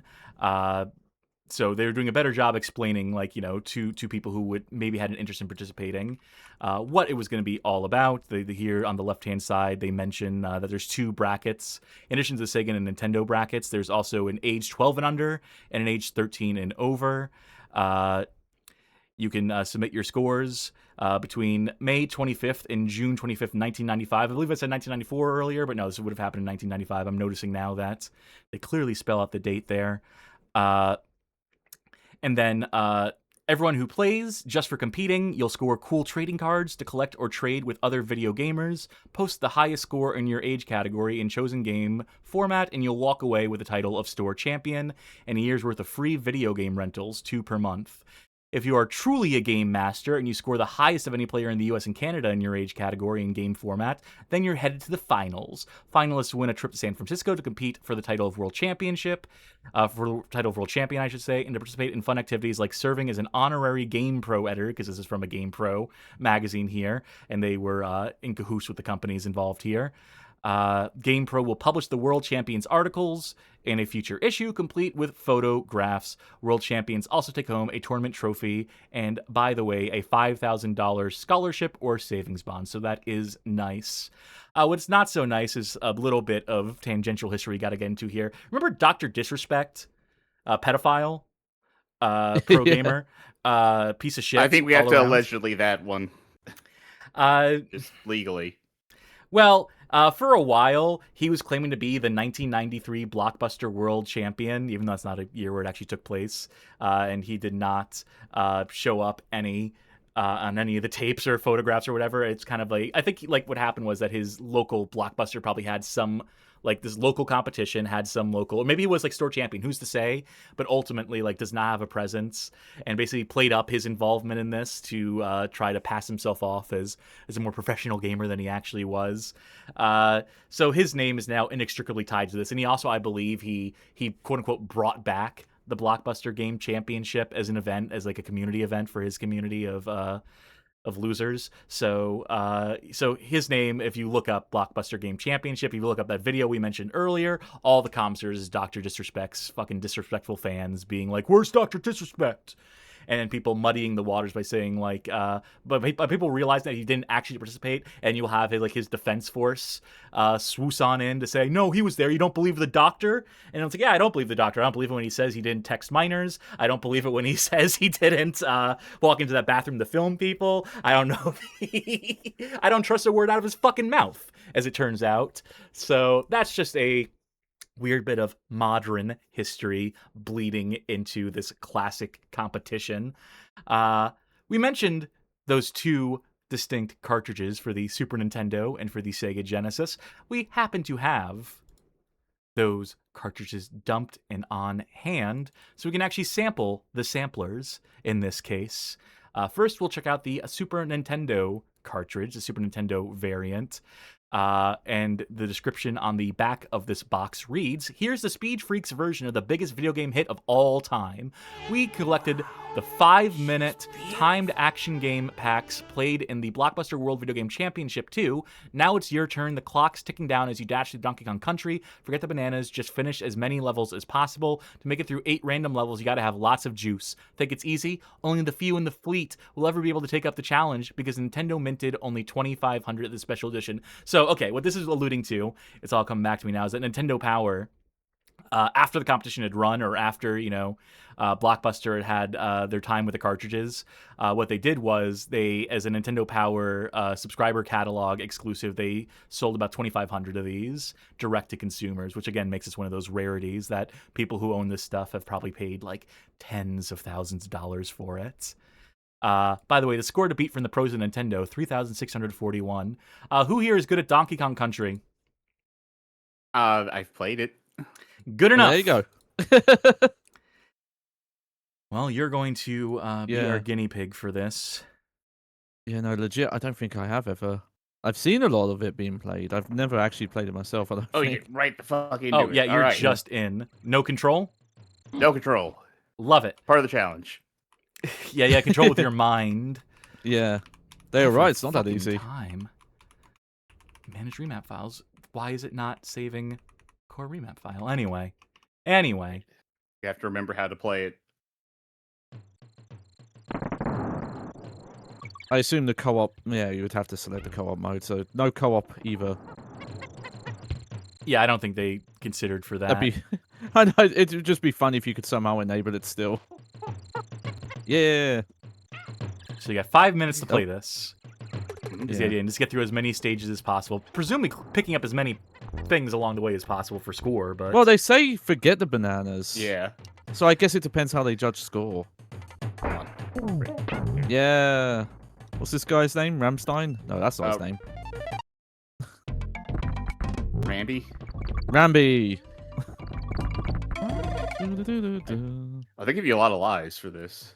I don't remember if that was a legit shortcut. Yeah. I think it was. No. The only one, and I'm this gonna annoy people when I say this. The only one of these I've played is Tropical Freeze. That being said, Tropical Freeze, amazing game. Yeah, I own this and played it in its capacity as a Super Nintendo game. I also played a bit of the Squeak World, the one with Trixie Kong in, and that was enough to be like, I'm not falling for this shit a third time. These games suck. At least legit, to me. That third one apparently is quite rough. It has its defenders, but I remember Vinny Vinesauce playing through it and not having a great time. As folk Shit. well know, I'm just, not the platformer fan. I'm going to rewind you. We're going to cheat Okay. this a little bit. I don't Yeah, think don't this tell would be the competition judges. legal. Yeah. Well, as long as they don't see the stream, we're all good. It is interesting that this competition is more documented. The second go-around is slightly more documented than the first, as far as the Blockbuster World Video Game Championships are concerned, but Yeah. ultimately still, not, a majorly publicized event. Still, less coverage than you would think. Less photographic evidence of the proceedings than you would assume.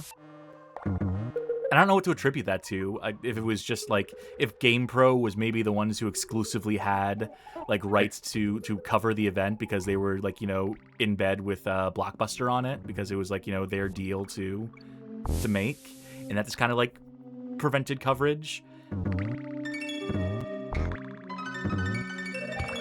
That's stage 2. Okay, of yeah, 8. Yeah. I think you do get points for collecting and stuff. So that tip about ignoring bananas, I think, is wrong. Yeah, I think what they probably meant to say was don't turn around to collect bananas. Don't waste your time on bananas. Prioritize progress. Yeah. Granted, yeah, you don't seem to get many points. It's literally 1 point per banana, so it's probably in the long term you get more points for ignoring them. But the letters, you did get a lot of points for getting all those. I don't remember all the proper movement stuff for this game. Oh, I like know they it's, give you it's just. B Diddy Kong, I know, and it has to do with his roll and his jump. I do like they just give you loads of lives though. Yeah. Yeah, this isn't about your ability to survive. It's about just, I mean, granted, if you're losing lives, you're probably not qualifying in the first place. Yeah, for sure. I've decided you're gonna play it where it lies.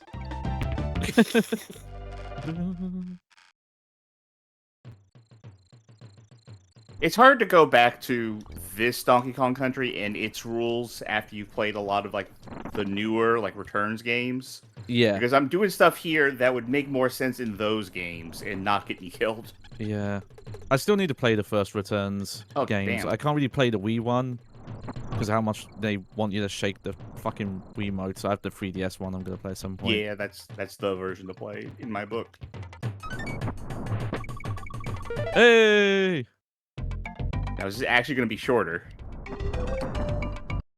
Oh, you know what? That works out, I think. I think you just spawn in at the end. Yeah. Yeah, it's just a shortcut, yeah. It almost makes up for all the time lost earlier. In the 3 lives lost earlier. Yeah. Would be curious if people, much like with those Nintendo Championship cards, fuck people that. figured Yeah, out the meta. You're so close to the end of the stage, probably. What's the rough thing? I roughly remember. I think with that Nintendo Championship thing, it was just get through the other levels as fast as possible because you got all your points from Tetris. That was the meta with that one. I don't remember. Yeah, that if sounds he's about faster right. Underwater. Oh, he seems faster. I mean, I still love the soundtracks for these games, even having not played them. Magic Mouse in chat says, I wonder why Nintendo hired Forever Entertainment to do the Switch HD port of Donkey Kong Country Returns. I believe we briefly cover that in our House of the Dead 1 and 2 remakes episode, where we go the fuck in on Forever Entertainment, the scourge of the industry that was. But to answer your question, same reason why anyone does anything in the industry, because they were cheap to contract and they turned things in on time, for the most part. Yeah. But yeah, it seemed to review okay. Granted, there weren't many reviews that were going like detail to detail. They mostly were just like, yeah, this seems antiquated compared to Tropical Freeze. Which is like true, but that's not really... Review the remaster job, please. Whatever. I've played this game before. I'm not good at this game, so whatever. Oh, fuck, Diddy's dead. What a wonderful... Because I ran out of time. What a wonderful frame to end on. Hold on, let's see what happens if you don't die. Just let it run out of time. See if it just freezes in place. I think that's probably it. All right, so so what you this can would take give your photo. This would give the opportunity to take the photo, show which stage you made it up to, and your score. And I think they probably also did this in store. I'd have to imagine they also had these in store to an extent, if not primarily in store. It's maybe a misnomer that the let people rent these cartridges to practice at home. They probably want to incentivize renting the actual full games. So again, like for as much more documented as this event is, the second event, it's still severely underdocumented in the pantheon of competitive gaming at all. But that's as far as we're going to see. I'd like to see this make a return in, like, speedrunning scenes.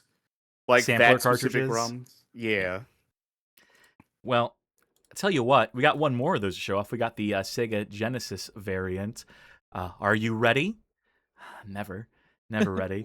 Dino Gem awarded. See that Acclaim logo? That's because they are the ones who provided both the games here. Again, those being NBA Jam Tournament Edition, a sample of, and Judge Dredd. Quite the choice, quite the dichotomy there, quite the contrast. Johnny, it's only fair that you represent for Sega in this one. Yeah. You'll I do bear like a with bit of me NBA Jam. momentarily. I haven't played many of these older ones. Might as well see if those controls are... Yeah. It should just be second nature at this point, and yet it's not. Wait, hold on. Oh, these are. Yeah, wait, hold on. I forgot to check 3. I forgot to check the all-important port 3. Okay, you're good. I would assume. I would hope. I would pray. Yep. Oh, yes, you'll see an eye. So I don't think you have to select which one you start in. I think it will start you in NBA Jam Tournament Edition, and then you will be made to... and then at some point, Judge Dredd will walk in and start shooting, and then it seamlessly switches into Judge Dredd. Oh my! He's on fire! Oh my, he is the law!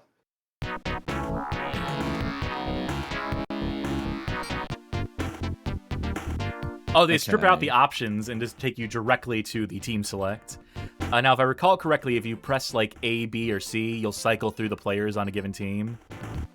Yeah. If I remember correctly, if you press some of the buttons, eventually one of them will do something. Just getting an idea. Okay. Fucking Rodman on San Antonio at this time. Yeah, yeah. So this is, yeah, this is around the time where, Michael Jordan would not have been playing. Yeah, I'll go to Seattle Supersonics. Showtime! Michael Jordan is actually here trying to hunt down as Judge Dredd. Supersonic versus Cavaliers! Ah, the Cavs. Here's the Could have been. I think LeBron's coming back to the Cavs. That seems to be the rumor mills that he's thinking about re-signing with Cleveland. Which would be good for Cleveland. Okay. I know what the steal button is. What? Nope. head fake Hit fake. from downtown! No good! I'd love to meet some Jam back in the day. Heating up! Honestly, I feel Yeah. like NBA Jam still kind of holds up. Like, in its simplicity. From down- Yeah. Oh, wait, did they LeBron tr- already sign? Hold on, people are saying they signed with Philly. These with the 76ers. Fuck! Oh, man, I really wanted that for Oh, if Cleveland. only. I really wanted that for Ohio. I was talking to my dad about I it have the other to- day, and I was just like, he's coming back? And he's like, yeah, he might be, he might be. It honestly coming shocks back. me how long he has been. Like, you have to remember, he's been playing since like the late 2000s. For two!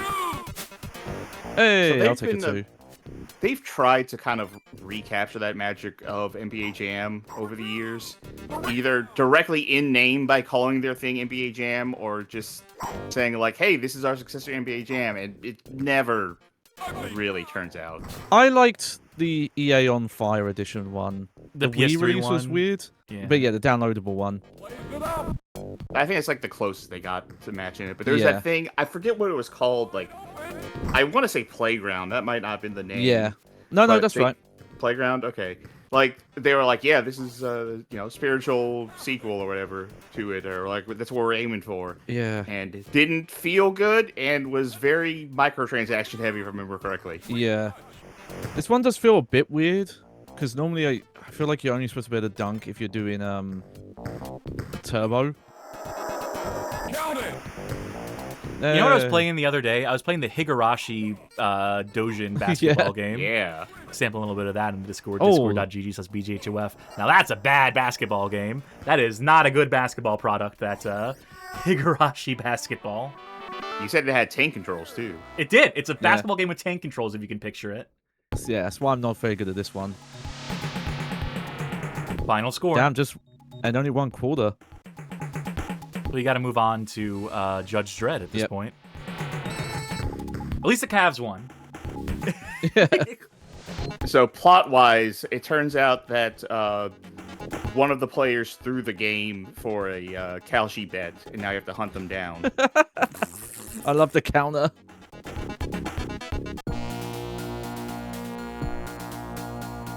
So it's switching probably like the ROM bank on this or something. It's probably doing something like behind the scenes. I wonder if like this cartridge would have been like just too discreet. Probably not. They probably could have like crammed all this. I don't know. Mm-hmm. It's hard to say. I'm always Set it fascinated by up the like tech a- behind this shit. Set it up like Sonic 3 and Knuckles, just have two carts on top of each other interconnected. Oh, I'm What's getting this move? Batman Return. No, Batman and Robin flashbacks. Batman Forever. Batman Forever. I knew it was. Okay, that was a stupid thing I was going to say. I was thinking, I knew it was one of those films. Well, of course it was one of those films. It was a film game. Oh,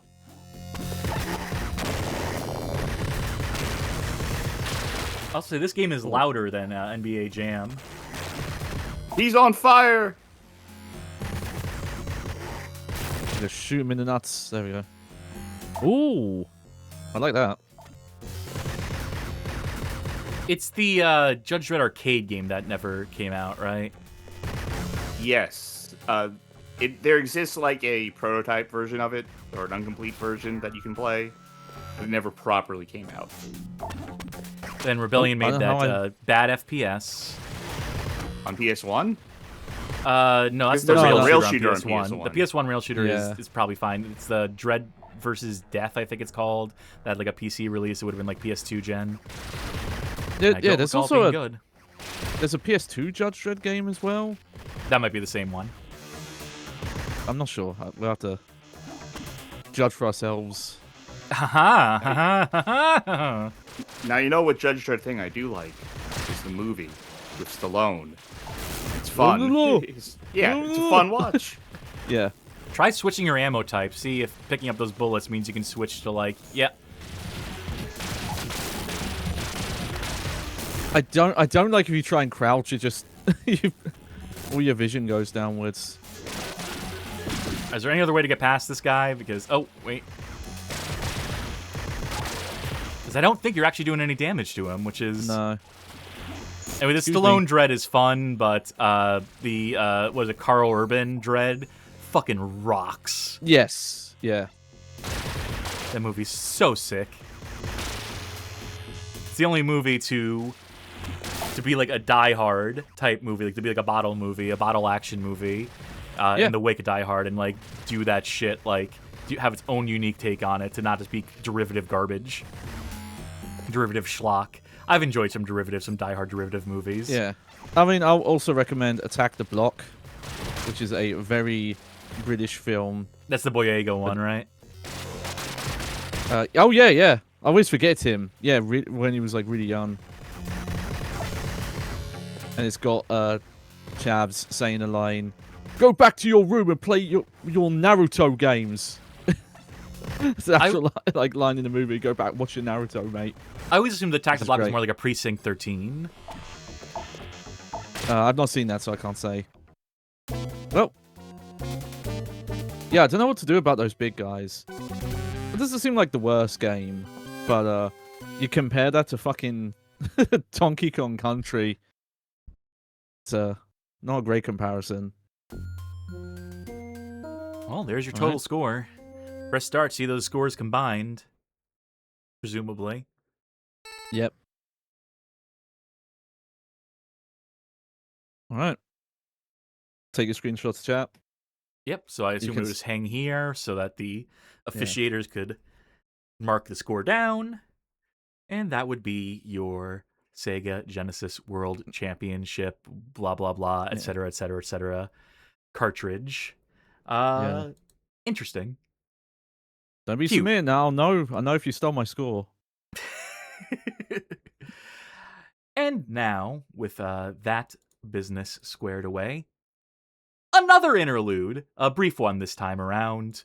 Just to mention that it's around this point in 1995, July 1995, where Nintendo is bringing the Virtual Boy out in North America and in distributing the Virtual Boy and trying to get people to give it a shot, to try it before they buy it. They offer rentals of the Virtual Boy at participating Blockbuster locations. You can rent it for just $10. You get 2 game packs.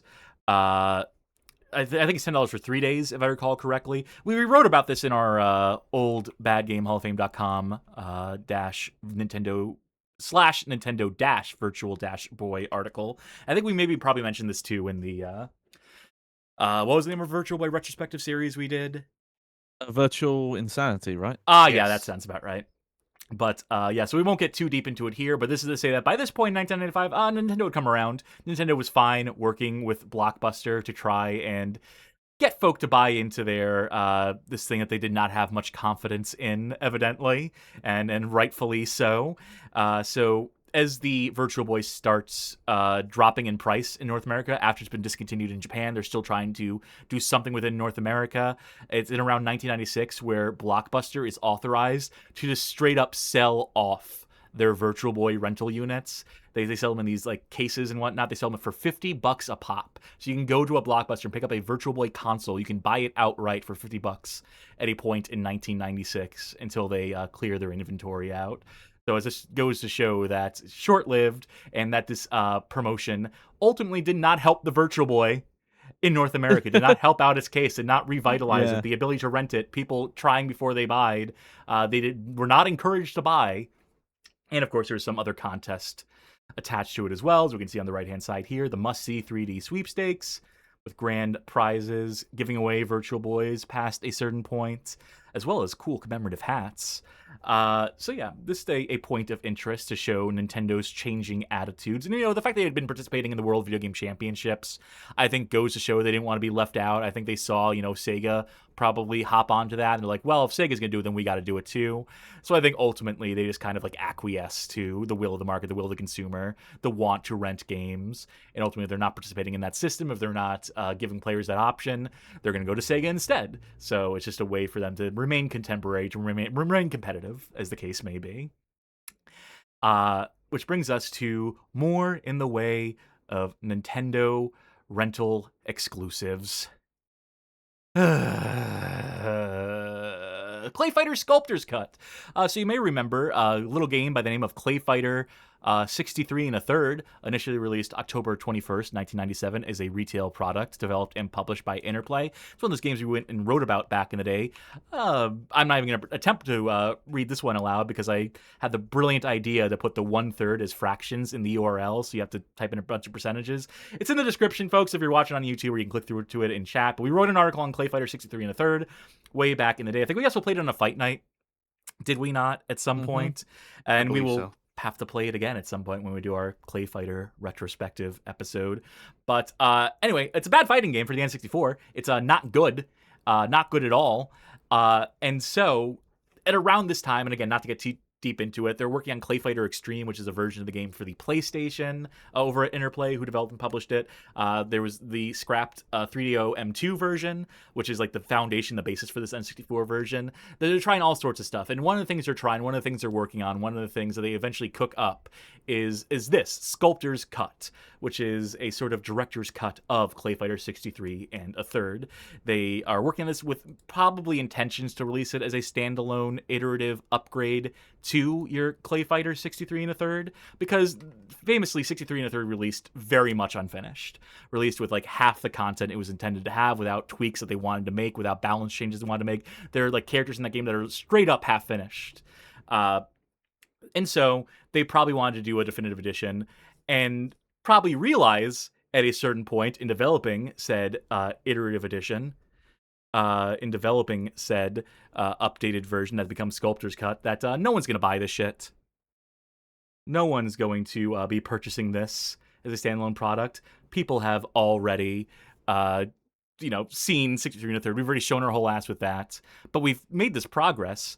We've implemented these new assets, these new characters, so on and so forth. We should do something with this. And so they bring it out as a Blockbuster exclusive, a rental-only title. Get ready to crumble with this special edition of the world's funniest fighting game, found exclusively at participating Blockbuster video stores. This director's cut contains extras not found in ClayFighter 63 and a third that will make your clay fighting experience even better. You might lose lives, you might lose limbs, but don't lose your sense of humor. But tish. I'm noticing that Charkie and Johnny are not on screen right now. That's weird. Charkie, say something. Hello? Yeah, that's strange. Okay. No idea. That's No a idea. weird feature. That's weird because I also have to step away for a bit. So that would have been opportune, but If only. So yes, ClayFighter Sculptor's Edition comes out as a Blockbuster exclusive in and around May 15th, 1998. Here is the box art that they would have used for slip labels in store, complete with a blurb on the back that says, "Make it a blockbuster fight. Get ready to crumble with a special edition of the world's funniest fighting game. This director's cut contains many extras added to the original ClayFighter 63 and a third game. Blah, blah, blah. Don't lose your sense of humor." They mention 4 additional clay combatants only found in this version. That is the big difference here, as well as the fact that they changed the way the perspective works in the original game. In original 63 and a third, the stages are technically like 3D. You can move up and down in the Z-axis, or the Y-axis, I suppose it would be proper. And have collision and everything. I think this game, if I recall correctly, this strips it back down to a more traditional. They mentioned the enhanced camera angle here, to be sure.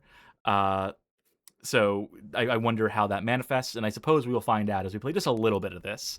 I don't want to play a lot of this. I don't want to play this at all. But since Charkie chose the opportunity to step away, I suppose it's going to be you and me, Johnny, competing in a spot of ClayFighter Sculptor's Cuts.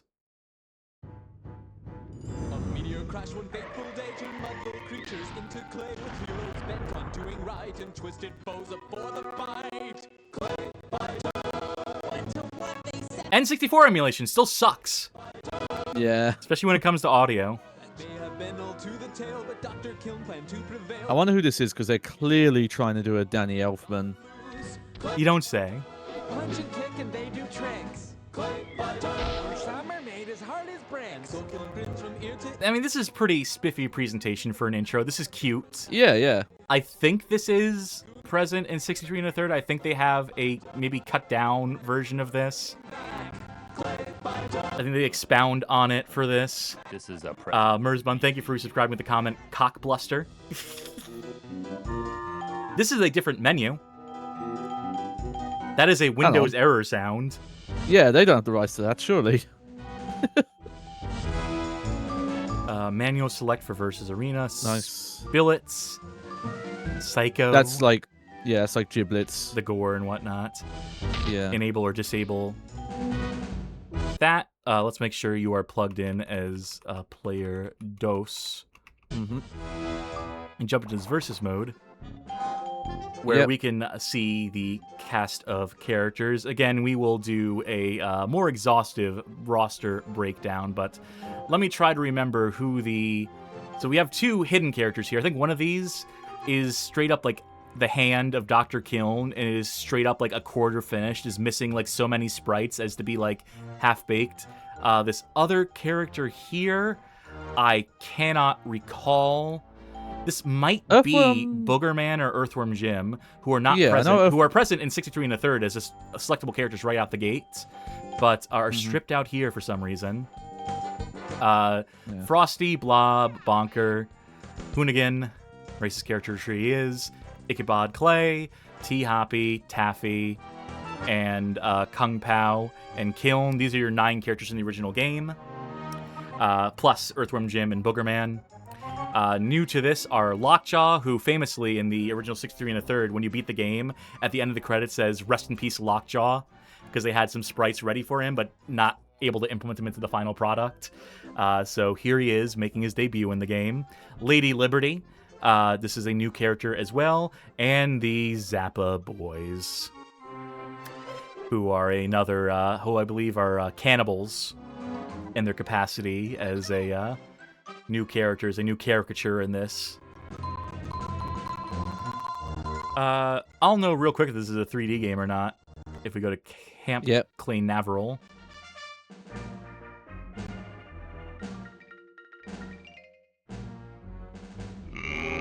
Let's get ready to crumble! Fight! Yep. Yep, nope. They took away the ability to move up and down. It is on a plane now, which is for the best. You can still break through walls. They do mention that you can still break through walls at a certain point, so the stages are like on some sort of track. Like if I knock you in one direction or you knock me in one direction, you'll notice that the camera does turn a little bit past a certain point. Yeah. So this is basically, in case you're not familiar with this, ClayFighter plays a lot like Killer Instinct. So it's completely inaccessible to me. Yeah. I think they do. Yeah, this one. You go ahead. Oh.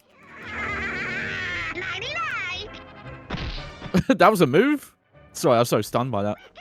But yeah, this has like the combo counters that like parried in all the like the combo number names. Yeah, see that itty bitty combo. Oh. I think you can knock me through the door here if I... No. Maybe not that door? Unless... Yeah. I like the advert described it as, oh, these features were too good to get rid of. Like, the idea that the other features were bad, they got rid of. I think people well knew that this game sucked. That this game was not received warmly in its retail release, so I think they had to, for the sake of promoting Sculptor's Cut as a rental exclusive, be like, hey, we fixed it! Do we know for sure it was rental exclusive? Yes. Okay. This is one of the rarest N64 cartridges for the merit that it was a Blockbuster exclusive. Yeah. Because I assume for a couple of Blockbuster exclusive stuff, oh right, there are fatalities. We don't know them. There are some timed exclusives, yes. We'll get into a couple of those. In Yeah, time. or ones where you could buy or just, I think, buy them in some cases from the stores. Alright. Let me see Lady Liberty. And I'll play Lockjaw. Let's go to the toilet where this game fucking belongs. Yeah. Somewhere around here. They still have Boogerhenge, so that would lead me to believe that Boogerman and Earthworm Jim have to be re-unlocked in this. Let's get ready to crumble! Fight! Oh, nice. Liberty Bell. That looked weird. I think that swapped to like a 3D model there or something. It looked strange. No, it did rotation. It just did sprite rotation. Now, still not in this game is Hobocop, who was planned to be in ClayFighter Extreme and in 63 1/3, but ultimately got scrapped, removed because it was insensitive. You know, unlike the likes of Kung Pao, Yeah, and, that's where they drew the line. Dr. Hunnigan and the Zappa Yow Yow boys, and so on and so forth. I think some sprites are somewhere. Wow, that animation! Your dog rotating on its axis. Yeah. Because I swear I've seen it's either like a magazine picture or maybe like one or two leftover sprites in the ROM or something. I feel like I have seen some of it, of that character. I think the prototype for ClayFighter Extreme leaked at some point in the past few years, so that might be how. Yeah. Like, I'll say this is not the, you know, with Bad Game Hall of Fame and stuff, you get exposed to some of the real dregs. It's definitely not the worst. 63 1/3 might be one of the worst. Yeah. This genuinely does improve on a awful, awful game. But it just does feel like a subpar to shitty version of Killer Instinct. Which, why would you want to play it worse? Hey, we just copied this game badly. That's not a great selling point. You win! One more, Yeah. because we hate ourselves. I think the guy I ultimately mained in playing 63 1/3 was, if not T-Hoppy, who you chose, probably Ichabod Clay. I played. Yeah, that's fine. Go ahead. Yeah. Oh, you played as him already? That's right, you did play as him already, Yeah. didn't you? I'll do Bonkers. Let's go to the Candy Factory. I'll take you to the Candy Factory. The little bit I know of it is that typically people who are fans of the series only kind of see the original game and its tournament edition as the good ones. Sounds like even if you like this series, this was not well liked. Tell to all the people who comment on the fucking ClayFighter 63 1/3 article being fucking like dickheads about it, being like, oh, it looks like the woke liberal is offended by these hilarious caricatures, and it's just like, man, are we still fighting a culture war over ClayFighter 63 1/3 in the year 2024, 2025, 2026 at all? Because this is where the culture war will be fought and decided. This is the battlefield. Is the sanctity of the ClayFighter franchise. The honor of fucking interplay. Jackrabbit! Come on! I like it. He says Jackrabbit twice. In case you didn't hear it the first time. I love it! I'm just dodging. 'Cause I think I have range attacks. Yeah.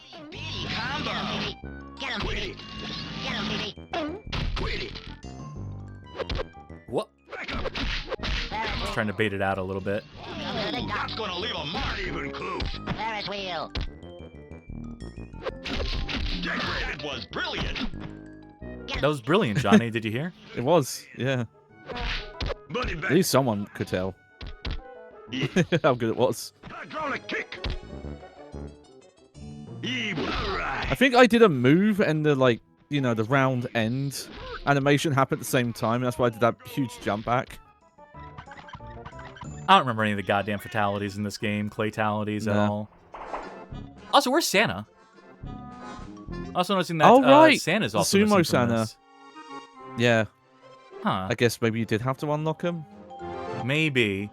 And I'm sure that would be by playing the arcade mode here as many times as necessary, or otherwise doing button codes to unlock that shit. But we'll worry about that some other time. We'll worry about that another night. We'll worry about that in future when we have to do our little ClayFighter all-in-one episode, and then never have to think about ClayFighter ever fucking again.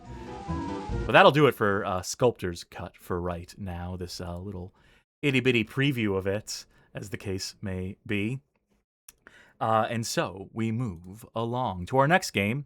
We played a lot of Nintendo product on this episode, a little bit of Sega, but we've yet to see anything, any showings from Sony. Did Sony collaborate at all? Yes, they did.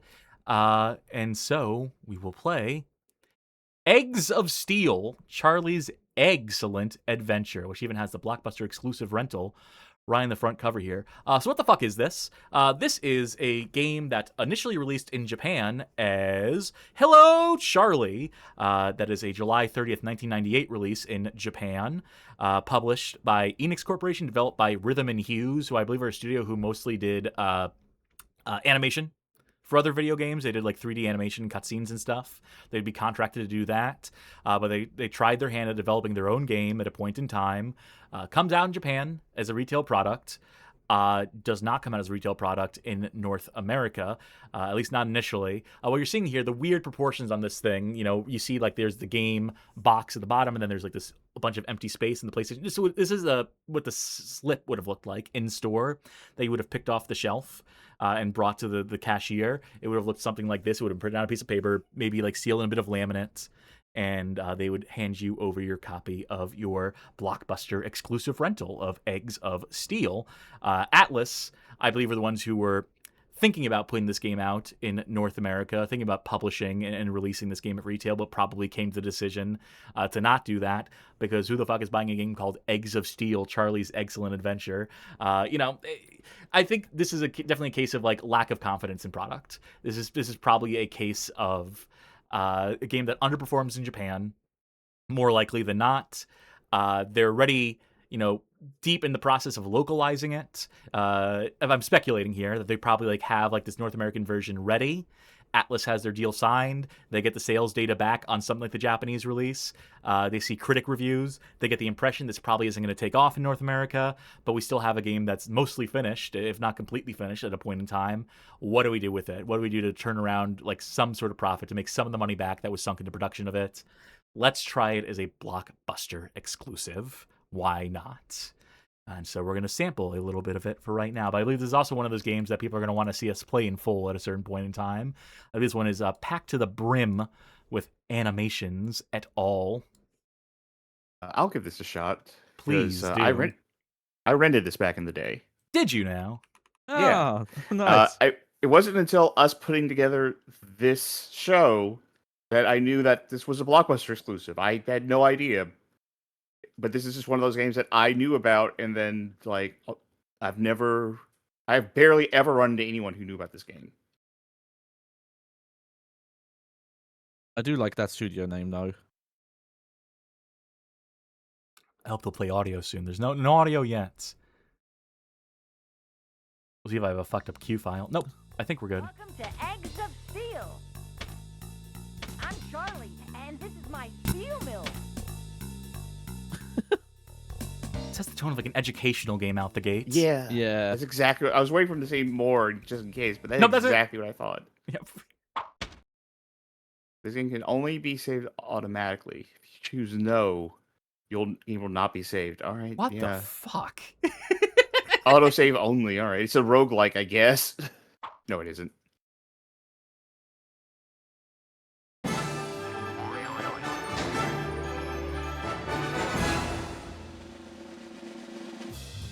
So naturally, this game is going to be filled with animations. Well, Grotesque animations. that's the end of my story. Oh no, he's fine. Welcome to Mum Steel. So this is, I have like a standing jump. If I try to move and do a jump, this is what it's like. Okay, Ooh. so it does depend on how long you hold down the button for. A Snowpoff in chat says, my grocery store had a daycare and they had this game and a PS2 hooked up. Oh no. Ooh, what is this tech? Oh. Wait, I can't do it anymore. What? I think you jump the railing to get on the other side. Oh, okay, that is intended. Yeah, but this thing. Ooh. I do love it. Way past cool. It works in very weirdly specific ways. Okay. Let's check out the options just in case. Ah, yes. My options. Up or down? I guess these literally are options. Okay. Throw, Hey. wrench, crouch, and jump. All right. So I mean, it's with- very unintuitive, but I do let's find interact. these kind of menus charming. Wrench, probably. You hit it with a wrench, I imagine. Yeah, but you think they would have that on the control screen?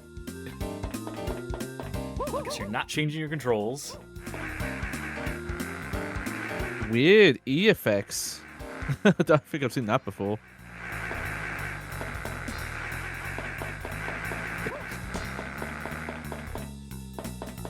Let's just get this started. Why don't we? Weird. Still, I find weird UI design like that cute. I'm not saying it's good. Oh, why'd your hat turn blue there for a second? I don't know.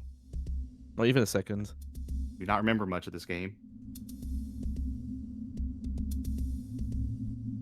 I do remember that everything is Charlie's fault. I think, as we will see. This goes all the way back to Dizzy. It's his fault for forever, for now and forever, for inspiring egg games, egg protagonists, and that it is a crime that he should be punished for.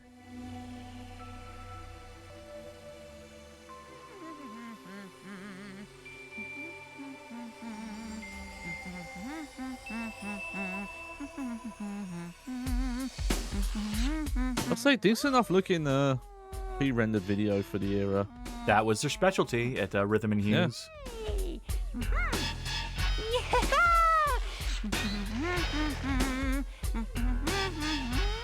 I hate him already. I mean, I'm predisposed because I think Dizzy is the worst video game protagonist ever of all time. So, Oh, I recognize that public domain music.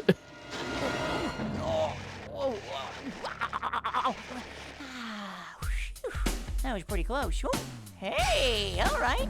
do you think they watched The Simpsons? Do you think they were Oh, inspired by God. Homer Simpson? Actually, I like to eat those. Whoa, God I've fucking been watching damn it, Mythbusters Charlie. lately, and I've heard that noise a lot. Yeah. My gosh.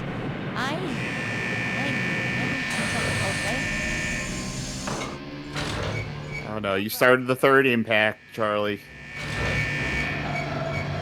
No problem. No problem. Oh yeah, that's the molten bucket you have to grind for one of the goals. Yeah, stay lingering on that shot. That's a spicy meat. As nice as these cinematics are, they also have no sense of timing or cinematography.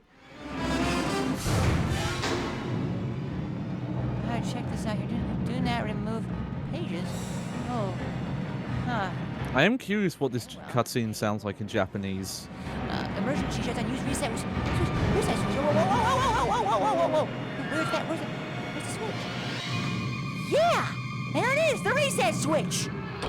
I can imagine them doing this without any dialogue at all. The dialogue is so unnecessary here. Yeah. I'm reminded of like the Gothic reboot. Whoa! Whoa, whoa, whoa, whoa, whoa, whoa! I get a bit of like Bobo the Clowns in a Forts video Oh, from this. great! Yikes! Coach, see this hilarious internet video I found? Oh my god, does this ever end? Someone dubbed over Charlie the Egg. What the? This is why you don't let animation studios develop their own games. To find out this game came on 4 discs just for this reason. We'll watch this whole movie and go, alright, swap discs. I'm reminded of the developers behind Super Monkey Daiboken on the Famicom, who started off as a 3D CG animation studio, and then fell back asswards into game development. Eggs have teeth. No! Yeah, that's weird to think about. You'll shut down the mill. Punch all time clocks. Find 4 keys to reset the switch. Ghost. Oh, the computer broke. Oh, yeah. This is giving me Windows 95. This is giving me that flying toaster. Yeah. That collection of like software.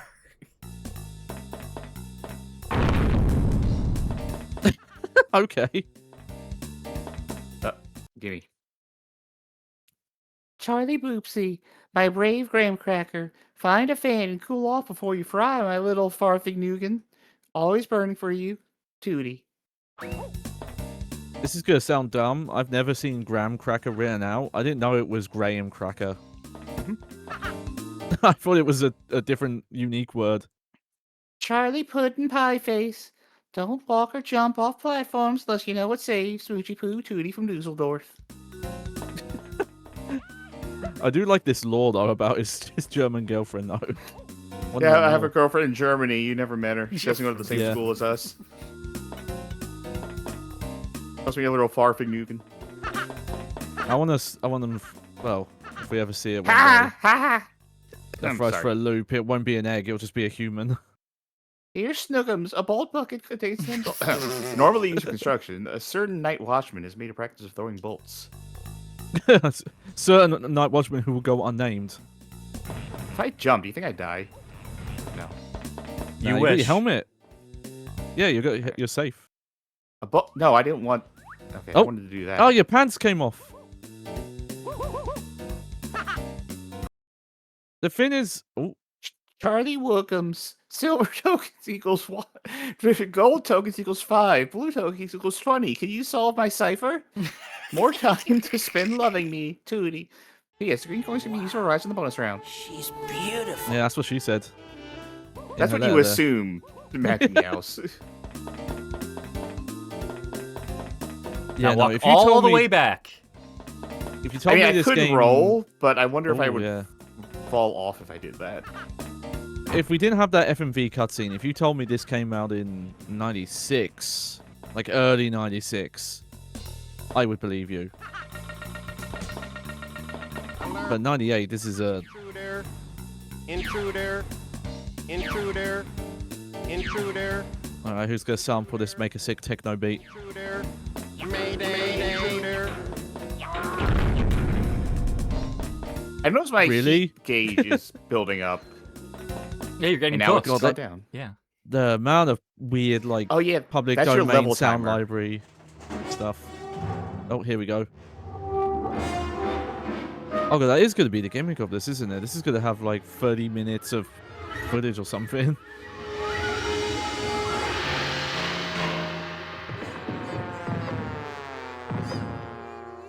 I love to see him in pain. I hate to see him thriving. Give me the note. I want to read the note. Give me the note. I would have thought attention to over the there would shadow. be good enough. Yep. Turkey poo. I mean, Charlie poo. Strike Which the lever. yourself inserting yourself into this story. The lever operates machinery in the mill. Striking the lever with your wrench will activate machinery. Watch for your shell, Tootie. Now remember, she's a married man. She's a married woman, I mean. She's married to this man, Charkie. So, she's... Okay, so the longer you spend in the level, the greater your heat builds up. And I think if it builds up all the way, you die. These fans, Johnny, you were noting that my hat turning blue. That cools me off. So That makes sense. Essentially more time. I'm pretty sure there'll be things later. What is the perspective here? Yeah. Oh, heinous. It looks like it should be What? where I'm on this one. All right, I see the perspective now. I still don't see the perspective, but you made it, so that's all that The matters. scaling and the pre-rendered backgrounds and just everything about this is so fucking ugly. Yeah. Which is funny because so many PlayStation 1 games use pre-rendered backgrounds so well. Okay, where's this thing on this one? Also, every screen, or does every level has a name? Because there's in the top left corner. Every they have- level. Okay. Mom security cameras are watching you. When you move outside of the camera range, another camera will spot you and display a blinking arrow showing your new position. X and freeze away to B. Monitoring our mill, Mom steal. I'll say we should see a death animation. I believe there are bespoke death animations here. And also, you know, only like a few more minutes of this because we still got games to get to. Where did I get health back from? Just the coins?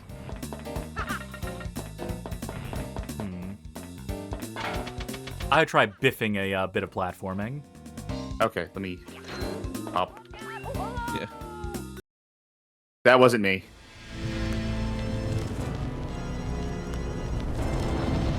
Remember me, Charlie. No? Who are you? Seems I have the drop on you. I'll see you around. In pieces. All over the mill. Big fat booty. No, I thought it was best friends forever. So do you want the lore on who that is, or Al?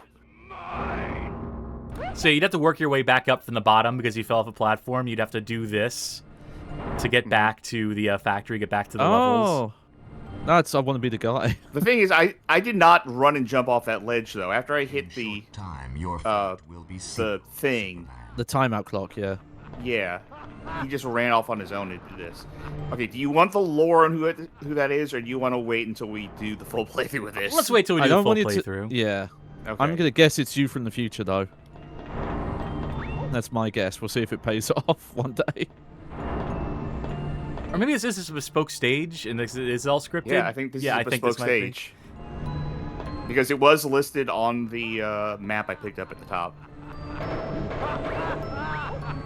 Oh, that's nice. Shocked you made those jumps. That was good. It's all so smooth. What I love about this is how seamless and how many frames of animation everything has here. And it's like the smooth interpolation of all the motions, all the various motions in this game. I like the fact that you can, like, Three Stooges curly this shit like that. I wonder why they didn't go for at least have your character model be actual polygonal.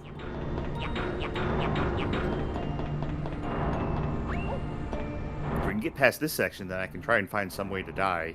That isn't just that one egg crack. Oh my god, how long does this section go Yeah. on for? I got the hint at around fucking 4 on the wall there.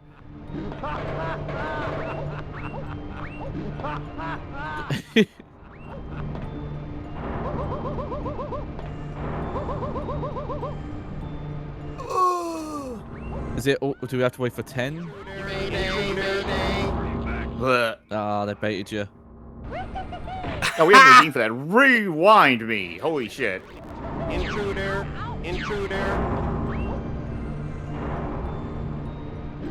Back to 1. Holy shit. Evil game. Whoa, whoa, whoa, whoa, whoa. Your movement tech helps you out, though.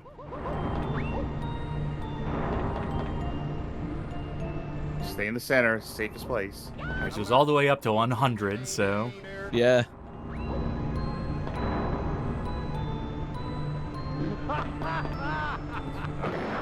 I thought it was going to be the barrels again. Oh my god! How much longer?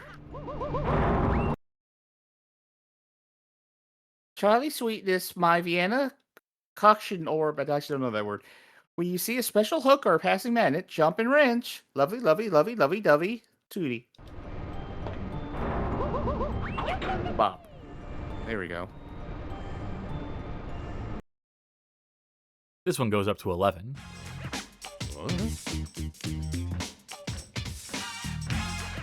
Yeah, of course.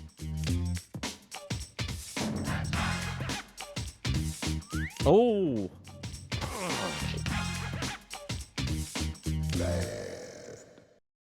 Huh? Boss fight. Jolt and Jethro. Yeah, fires and patterns can only damage with wrench. 3 hits to destroy. Where am I? I'll give you one shot at this. That didn't count. I wanted to show you that death animation. Not the excuse music I'd expect for a death animation.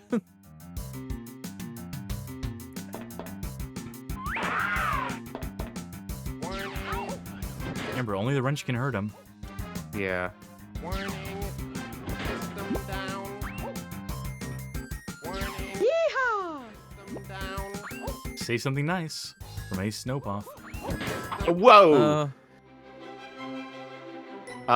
Ooh. I really like Charkie when Charkie makes the game go whoop, whoop, whoop, whoop, whoop, whoop. Yeah, that's fun. The roll around thing. I do kind of like that villain design. Okay, I know the easier way to do this now, which is stand on here. Yes. And then fucking wait. Hard to make that jump though from there.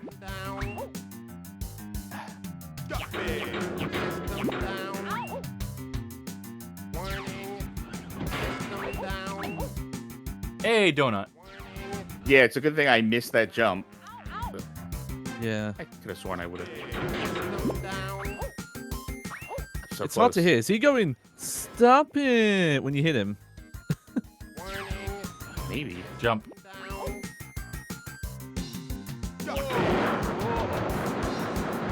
Oh, he was hiding inside him all along.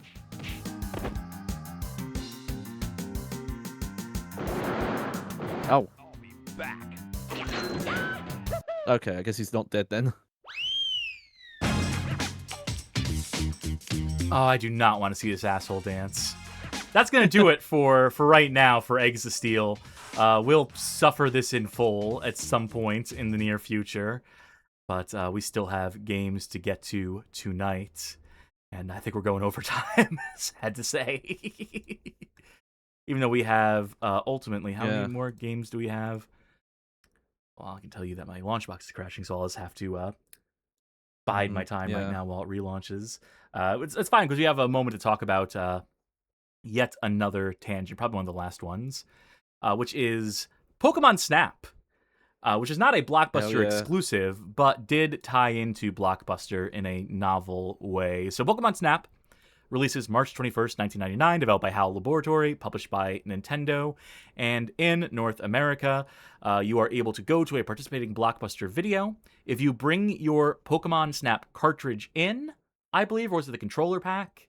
It was one of the two. Whichever one it saved photo data to. But what you would effectively do is the photos that you took and stored in your photo book in the game, since it's a game about photographing Pokemon, you could bring them to a kiosk like this, and they would allow you to print them out in full color in, I believe it was sticker form. I believe you could like peel the stickers off of the page. Maybe, possibly. I don't have all the details on this. There is an article, Wired.com article, about the Blockbuster Pokemon Snap stations and so forth, and the efforts to preserve them in some capacity. One guy's efforts to maintain a working one of these.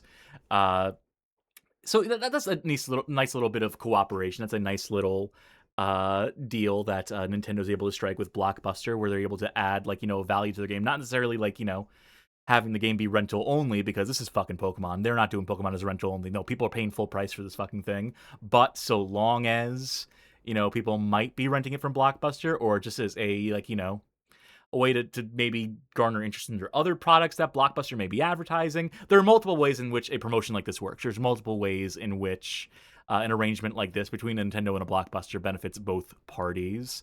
Once Pokemon Stadium comes out in February 2000, it also ties into these stations. I believe there's also images you can print out with the Pokemon Stadium cartridge in tow. New stickers you can print out. I don't remember that actually has you plug the cartridge in. They see at the bottom there, Pokemon Stadium rented here is being advertised at the bottom of this kiosk. I wonder if that's all just roundabout promotion for Pokemon Stadium. That's the whole impetus for this whole thing, like I was saying. But interesting interesting little collaboration. Again, speaking to Nintendo, getting with the fucking times here. And good for them. Better late than never, I say. Which brings us to our next game, Transformers Beast Wars Transmetals. I'm so happy for them. Developed by Locomotive Co. and published by Takara in Japan initially in October 1999. We've played a PlayStation version of this game before as part of like a Bad Game Chance Time. That was awful. Truly wretched behind-the-back platformer. Just abysmal. I believe the developer on it was different. I believe the developer for that PS1 version was WaveEdge. Whereas this one, as mentioned, developed by Takara, who was also responsible for Transformers Mystery of Convoy, Convoy no Nazo on the Famicom, which we've played through in full on this channel before. Check out that playthrough, folks. Anyway, so this N64 game releases in Japan as a retail product, and this is again imported from Japan. Is the idea that I believe this is meant to be a timed exclusive. That little Blockbuster exclusive sticker in the bottom center there. There are versions of this box that do not have that, which is the giveaway that it eventually moved to a retail model. But when it first launched, it was launched as a Blockbuster exclusive in around July of 2000. BAM Publishing, or BAM Entertainment, taking up publishing for this game. In its retail capacity and in this rental version of it. And this is a fighting game. This is a completely different game. No, okay, so you are thinking of a different Transformers Beast Wars game on PS1. The PS1, the sister game to this is also a fighting game, but they are bespoke, completely different games. Okay. Well, either way. And I hear this is the worst one out of the two. I'd believe it. And so with that, I'm going to make you two play this, because I already did my fighting game for the night. I already did my fucking time. Sorry, something came up again, but I am back now. Okay, very good. Are you ready to play some Transformers? Yes, I think that is the last time something should come up tonight, hopefully. I'll get you both configurated. Johnny, you'll be player 2. Charky, you'll be player 1. Okay. Janasia. Yes. Oh, I like that. I like that. Yes. You need no? The Transformers, robotic life forms from the distant planet of Cybertron. Two opposing factions warred for eons, the Autobots and the Decepticons. They have since evolved to become the Maximals and the Predacons. Two groups of their forces crash on an unknown planet. In a decisive battle known as the Beast Wars, which changed the fate of the entire universe. When the Maximals captured Megatron, the Predacon commander, it was believed the Beast Wars were over. The survivors of the war began their journey back to Cybertron aboard an ancient Autobot escape ship. As they traveled through time and space, Megatron succeeded in delivering a message through the transwarp into the past. The message received by Megatron during a critical chapter in history, which is now being destined to be rewritten. The Beast Wars rage on. Tell, don't show. Hey, remember Transformers Beast Wars? I thought that show was fucking ugly. Bad looking show. I agree. Sub reboot. Yeah, no, that would have been before my time. Let's not sit through all these character introductions. Get to the game. Yeah. Okay. I was curious what his intelligence There was some was. anime-looking Transformers in like the early 2000s. That's the only one I watched. They had like kid friends. Control stick. Okay, well I can do it. Okay, thank you. So I guess, Shouldn't my... No, I know why. I get it. Yeah, I am P2. 2P. No, I'm using a controller where I have to tell it specifically use the stick. Waspinator! Alright, that's the only thing I know about Beast Wars. Rat Trap, Cheetor, Air Razor, Megatron, Tarantulas. Just the plural. There's several tarantulas. Swarm of spiders. Waspinator and Terrorsaur. Does it kick us off if we're on the same? No, okay. Yeah, no, different colors. All right. Oh, I gotta. Oh, I can even pick the colors. Oh, goody. Oh, goody. I feel like it's a friend. I feel like the voice a friend of mine would do when they were being silly in high school. Yeah. Ooh, I think that's the idea, though. you know, they don't want the villains to be too like scary, so they're just kind of annoying. Like, I like you know, that. that's how I like you're that meant to beat not 'em up like them. level. All right. Start with stage 1. So I am slightly smarter than you, so that'll play a big role in this fight, I guess. Smarter than the average Waspinator. All right, what are our controls here? C-stick. Movement. Okay, that's Maximize. Vehicle mode. Beast mode. Vehicle mode. So A and B are just gonna switch modes, so stop repeatedly mashing them. Would be my No, advice. I was trying to get back to robot mode. Okay, so I got that. So okay. That's the I have a block. I got that. yeah, C down is block. That. Oh, nice. You managed to do a melee hit. There's a lot of buttons on here. Okay. So that Yeah. I think Z is like a burst, like a Guilty Gear style burst. Per chance. If I just did this. Yeah, they use every button. Oh. I also forgot to ask earlier, but did either of you fuck with the Pokemon Snap kiosks? Because Not the kiosk, no. I Don't even know if Because- they had them here. So This is that how far needed away I the, can get, by the way. So the kiosk needed the controller pack for the memory card thing, and I never had one of those as a kid, so I couldn't use it. Anytime I played Pokemon Snap, which I did like Pokemon Snap, but I had to play it in like just individual bursts. It never saved my game properly. You know, the Nintendo 64 was my older sister's console, I need to. so I do have most of her stuff now brought off her at some point. I'm trying to figure out if there's like. Because my assumption, yeah, if you get close enough, then you switch into like a melee.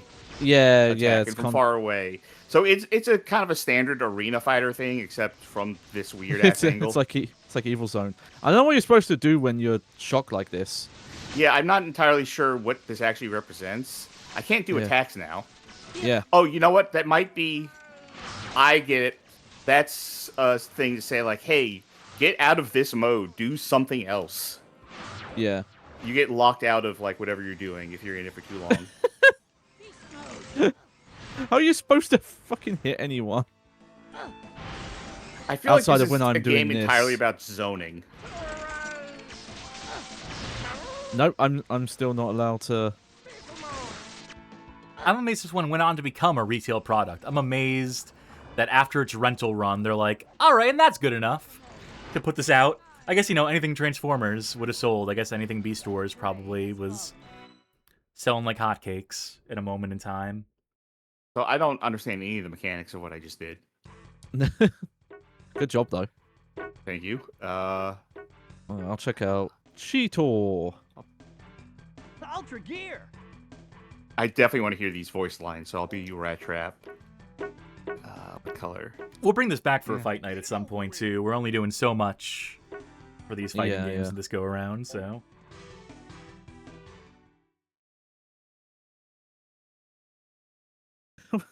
What do half of these stats even do? Yeah. Fight. Hey! Everyone loves the opening gambit. Everyone hits each other at the same time. Oh! Oh! What was that? I realized if you hold certain buttons, Yeah. you could charge. Yeah. I like this I'm about to kick your ass pose, though. Oh! Oh! Ah! Oh. Yep, we were in robot mode for too long. I feel like the other Beast Wars game we did had something similar where if you were in Yeah, there's robot a, mode. Professor Gascan chat's been talking about how like the radiation on the planet meant that the robots couldn't stay in robot mode for super long. In Is the that- PS1 game, your health drains when you're in Okay, robot so mode. that's just like a conceit of the show then, is that they cannot stay in robot mode. And what a fun mechanic it makes for in the video games. Boy, howdy. What a lovely translation of that. You know what, let's turn to a rat now. Sorry. Oh, right, there's multiple vehicle modes. That might be my problem. Yeah, you can turn into like the animal too. Yeah, you can go from vehicle to beast or robot. I'm just gonna keep doing this move. Vehicle mode. Beast mode. Beast mode. Considering that there's the A and the B button, you'd think you would press A to go into one form and B into the other, but no, you have to cycle through them. Yes. Say something nice. A lot of voice acting for an N64 game. Yeah.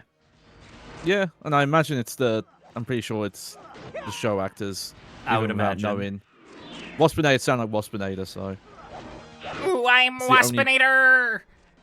He's the only character I know. I would say this is a great way. The good thing about this game, something nice about this game, is that if you had an N64 and you played this, you'd be like, wow, I'm going to go buy Bloody Roar instead to see this game done right. And then you get a much better game. I'm going to go buy a different console and play Yes. Bloody Roar. You would realize that you made a mistake purchasing the N64, and you'd be educated promptly. You'd be like, well, now that I have a PlayStation, I should check out the Beast Wars game on there. Surely it's better. Oh, no! Again, Honestly, I would take this over the PlayStation Beast Wars game. well, there is a fighting game equivalent of this Beast Wars game on PS1, and I hear that is better. It's like a top-down one. I feel like we did play that version as well. No. No, I don't think so. Okay. I guess I've just... Maybe I was playing on my own. Who knows? I'd buy that. I wouldn't. I don't believe that story. I'd rent that. I do like when my guy just screams. I have no strategy, by the way. Yeah. Like, playing this, I still don't have any clue, like, I get what blocking is. Conceptually, as an abstract. Yeah, but, like... So I think you can only feels block like as a robot, I think, as well. Oh, why... Oh! Wait, huh? I want to see how they handle this. What the... Yeah! Fight What a forever. limp double KO. I didn't even go down.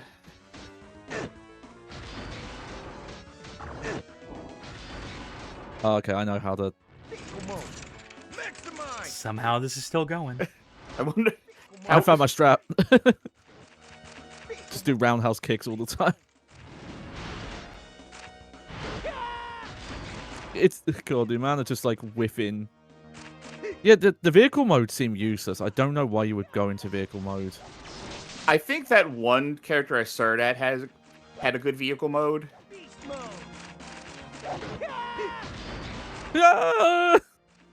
Edward in chat says, Johnny hallucinates playing bad games all the time after all that Cass puts him through.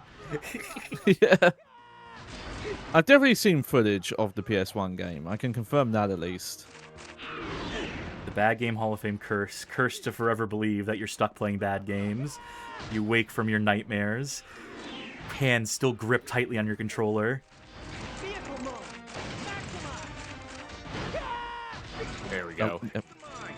Yeah, no, you don't really fall over when you lose. I guess it's just like, these are all expedition fights. I think that's going to do it for this. I think we'll, again, we'll see the rest of the characters at some later point in time. But that will have to do it for Transformers Beast Wars Transmetals for the N64 for now. Which brings us to our next slide, where I'm just going to knock out a whole bunch of games all at once. I'm just going to take care of a whole bunch of N64 Blockbuster exclusives, some of them being temporary exclusives. So here's 5 games. The first of which, we're going to do these in order of rental release. John Romero's Daikatana even, released August 2000. This is the N64 version of the game, specifically. This is one developed by Kemco, which is very, very, very, very, very, very, very different from the PC version. So it might be having a basis in that, but do not mistake N64 Daikatana in any way, shape, or form as being even remotely comparable to PC Daikatana. This is objectively the worst Daikatana. And maybe one of the worst games on the N64. truth be told. It does have really incredible reanimated cutscenes, though. It must be said that Ion Storm, for their part, really kind of half-assed the cutscenes in the PC version of Daikatana. It's mostly characters just standing around. But this one adds fight choreography, and it's something. Also, Edward points out that it has the only for N64 logo, a little thing appealing from the top right corner, which is interesting, considering there's also a Game Boy Color version, which, very good I guess, game. yeah, And the this PC version, specific version of the game. Yeah. So anyway, Daikatana would seem to be like a pretty big deal, right? You'd think that, when it was coming out, that Ion Storm would try to recoup as much cost as possible after its protracted development process. And yet we have this GameSpot article here, which serves as the confirmation that Daikatana was released as a rental only, at first, at the very least, as a limited exclusive.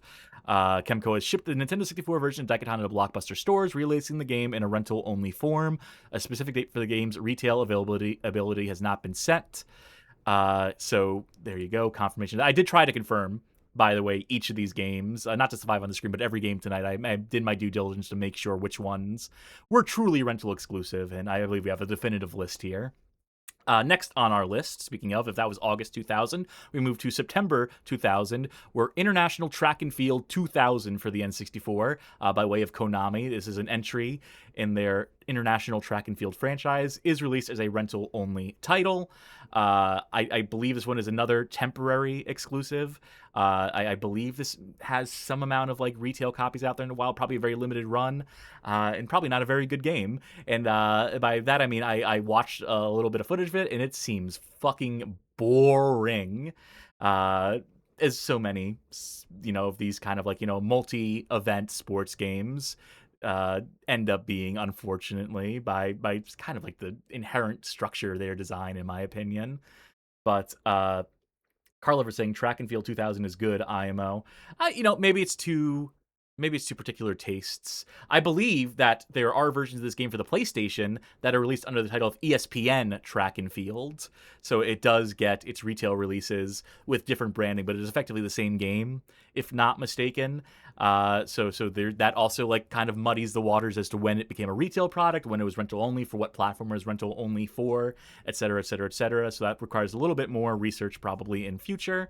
Next we move along, though, for tonight, we move on to Stunt Racer 64. This is an October 2000 rental only release, developed by Boss Game Studios and published by Midway. This was a game that, when it was being developed, was intended for a retail release, but as per IGN coverage that we are linking to here, those plans were scrapped when the game kept missing fucking deadlines.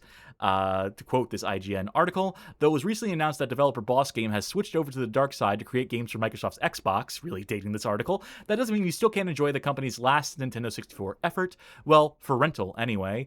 Boss's Stunt Racer 64 has shipped to Blockbuster video outlets across the US and is now available to rent.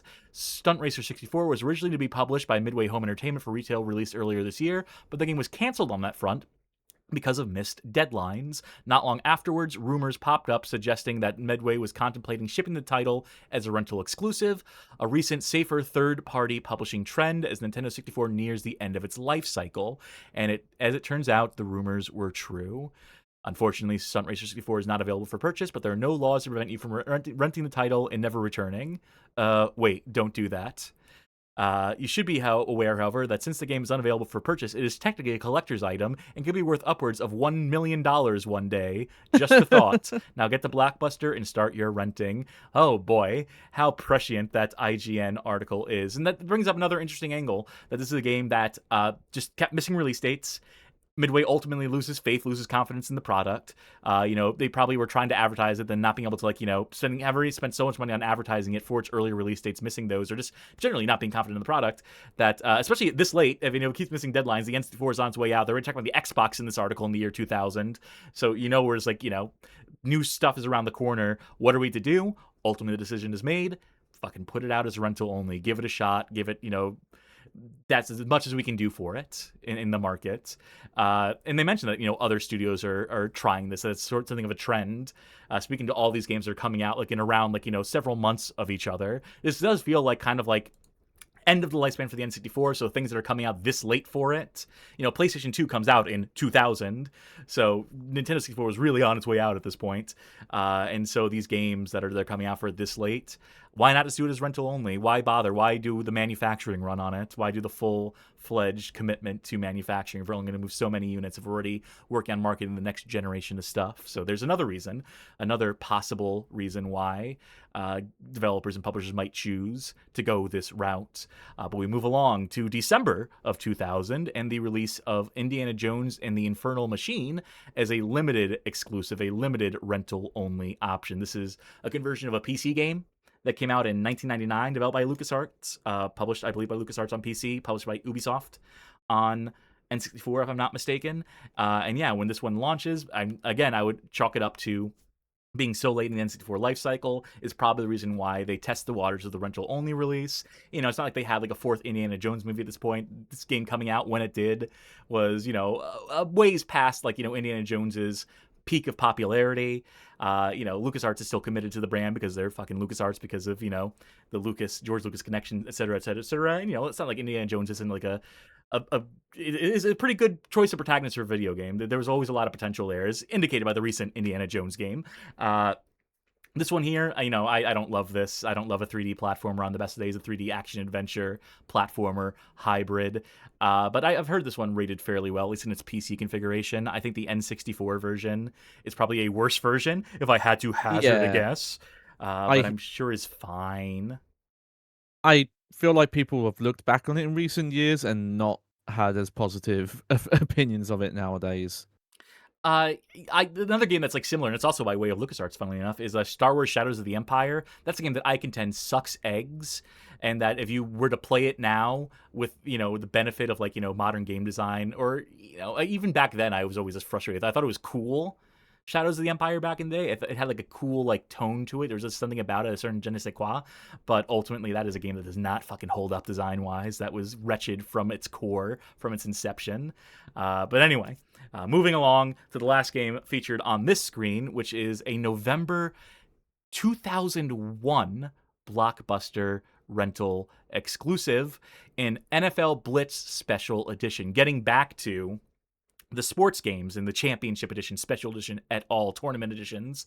So this is a updated version of July 1999's NFL Blitz 2000 for the N64. That was released as a retail product, developed by Point of View and published by Midway in its capacity as an N64 game. And so this version, this 2001 release, is updated roster, maybe some balance changes in the same way that John Madden's Championship Football or Football Championship Edition earlier, or Special Edition earlier. I can't remember the subtitle for that one. But, you know, again, iterative sports games, developers not confident enough, or publishers not confident enough to sell these as standalone releases when they're just, you know, built on the foundations of the previous game.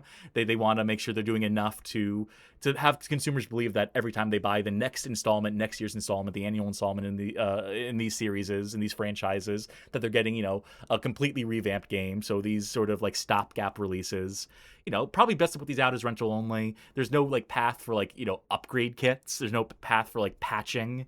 You could probably do like revisions, right, for these cartridges if you need to do like roster updates or, you know, whatever sort of tweaks, but you're not going to have people trading in their old copies for new copies. You're not going to have people buying a second copy of the game for a revision version. If you're going to do something like this, make it a rental only. Make it something that is like accessible, that people can like test the waters with and then see, like, you know, see what they changed, what's included, maybe come back and rent it again. Who's to say? Again, a novel strategy, and kind of the only place for a game like this at this moment in time for these sorts of sports games with updated rosters that are not full-on squeakles, that are not full-on new games compared to last year's edition. But that's enough of these. That's enough of these games that we're not going to play right now. Though, again, we'll have to come back for Daikatana 64 at some point. I know I have an old playthrough on the channel, but we're going to have to redo that one, along with PC Daikatana. Much to do with Daikatana in future. But we're going to move along to the last of our N64 games tonight.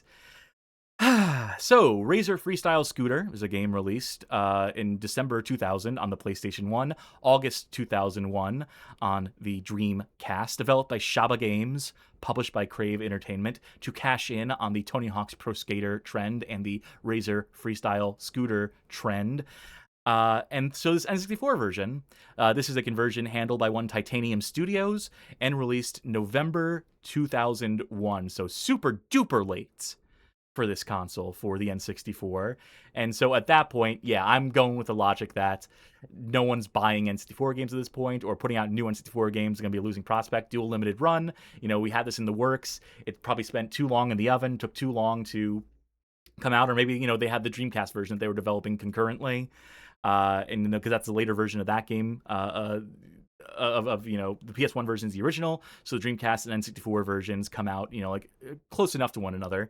That you want to release it concurrently, I guess. And so in that capacity, this is a full-on Blockbuster exclusive. This is not a timed exclusive for the N64. Obviously the PS1 and Dreamcast versions were retail products, or proper retail products that you could also rent. Like, to be clear, you could also rent those games in their capacity as PS1 and Dreamcast games or what have you. But this N64 version, Blockbuster exclusive, as indicated by the Byron. We played the PS1 version of this before for our Extreme Sports Extravaganza back in the day. That version has licensed music. This one does not, I don't believe. So that's something. Who's biting the bullets? I guess I will. I will let people know for reference point, the PlayStation 1 had been out in North America for a year at this point. The PlayStation 2, sorry. Yes, I was going to say. Yeah. So, what is it? That weird N64 Tony Hawk's Pro Skater 3 did come out after these games as well. And that was a rental exclusive, you'd think it would. But yeah. Who needs licensed music? And yeah, it was probably mentioned in the Extreme Sports Extravaganza, but this is, especially mainly the PlayStation 1 version, is basically a reskin of Grind Session, but way worse. I know Grind the music's going to skip. amazing. Should I turn the music off, or should I just let it skip a little bit? We'll see how bad it is. I'll lower it in the mix. Yeah. So you can tune it out if you're so When you say skilled as skip, to you do mean so. like emulator error kind of skip? Yes, emulator skipping, because N64 emulation again, even with Parallel, which is what you're using right now, and Angry Lion et al. We don't have Tito Ortiz unlocked yet, or any of the other unlockable skaters, so I guess I will start with Amy. And I will you're not gonna pick Chad, bruh? I'm going with the Black Razor Scooters. That's the one I had. Did either of you get into Razor Scooters at a moment in time? I had a Razor scooter, but I never actually learned how to do it. Like, I tried to learn. Same with skateboarding. Tried to learn, couldn't actually do it. I think I maybe stood on one that a friend had at some point, but I thought skateboarding was the coolest out of all of them. All the others were lame. Of course, yeah. But I couldn't lame as skateboard, fuck. so Yeah. I'm a poser I was a as well. rollerblader. I did do a bit of rollerblading. Even with all the Tony Hawk's games making jokes about rollerbladers, I still rollerbladed a bit. I wasn't good at skateboarding. I tried skateboarding. I'll get to the controls in a second. And I could get as far as like doing an ollie. I couldn't do a flip trick to save my life or what have you, right? Hey, so that's as far as I got. With razors, I could do like the thing where you ollied and then you spun around like the base. Yeah. Like that, the tail whip. I could kind of do that. I couldn't do it like vert. I did it street, as the kids would say, but yeah. No, better than me. I knew in a technical sense how you're supposed to do an ollie. I even read like skateboarding magazines are supposed to help you. Couldn't do it. It's I fucking couldn't pass tricky. the instructions, It ain't easy. I guess. You ever How do seen I the brake? scooters that have basically like a skateboard like a wooden skateboard as the part you stand on? They're supposed to be like the pro ones. Weird looking. Can't say that I have. I Okay, don't think what's there's the a way to question? stop. I don't think there's a way to stop in your tracks here. It's going to be a shoulder button. Is there it's a anything like- longboard equivalent of a scooter? I'm holding L, I'm holding R, nothing's happening. Like holding Because in back? grind session, I'm holding it back was, and that's not working. Yeah, in grind session, there was like a stop your skateboard and look around, and you could see where all the lines were. Maybe that's in this. I think I'm making pretty decent progress. It doesn't control well. In fact, I hate it. In fact, I would go as far as to say this controls badly. Most of the things are bound to the C buttons. I don't know what A and B do, honestly. So that's a bit of a fucking problem. I think this is a thing. Yeah, it's probably doing the C buttons emulating the four Face PlayStation buttons, face yeah. buttons. Yeah. Yeah, I'm looking at a manual, seeing if I can get some cool razor tips. Well, I did well enough to unlock a second stage. I'll save that progress. Sure, why not? School's out with a Z. That's how you know it's cool. Yeah, like down on the C buttons to do ollie, as you might expect. Yep. This manual is... It's technically 7 pages. Remember, Blockbuster Exclusives, so you'd be lucky to get those 7 pages. It wouldn't necessarily be guaranteed that it would come with it. Yeah, because bearing in mind, like, most of those pages are legal stuff and, don't turn, technical stuff about the console. Yeah, no, they don't tell you what the buttons are.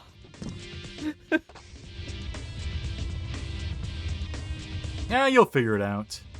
No, they do tell you how to control the menus. Oh, so thank God. Yeah. That's the part I would struggle with. Listen, you can't play the game unless you can use the menus, so that's the most important part. If you do press start, you can look at the trick list, though. Cool. But you can kind of see that up triangle is basically would be like triangle. Yeah. You mean C up? C up, yeah. I'm having to do all this on the right analog stick because the way I have my N64 controller bound to this DualSense. Yeah. I could go and do proper face buttons, and that'd probably help a bit, but we're not going to play this for very long. This is the worst version of a game that was already pretty awful to begin with. I don't think there's much respect for Razor Freestyle Scooter in a Tony Hawk world. Yeah, I don't know why. Even the PlayStation 1 version feels so much worse than Grind Session because it's literally the same engine.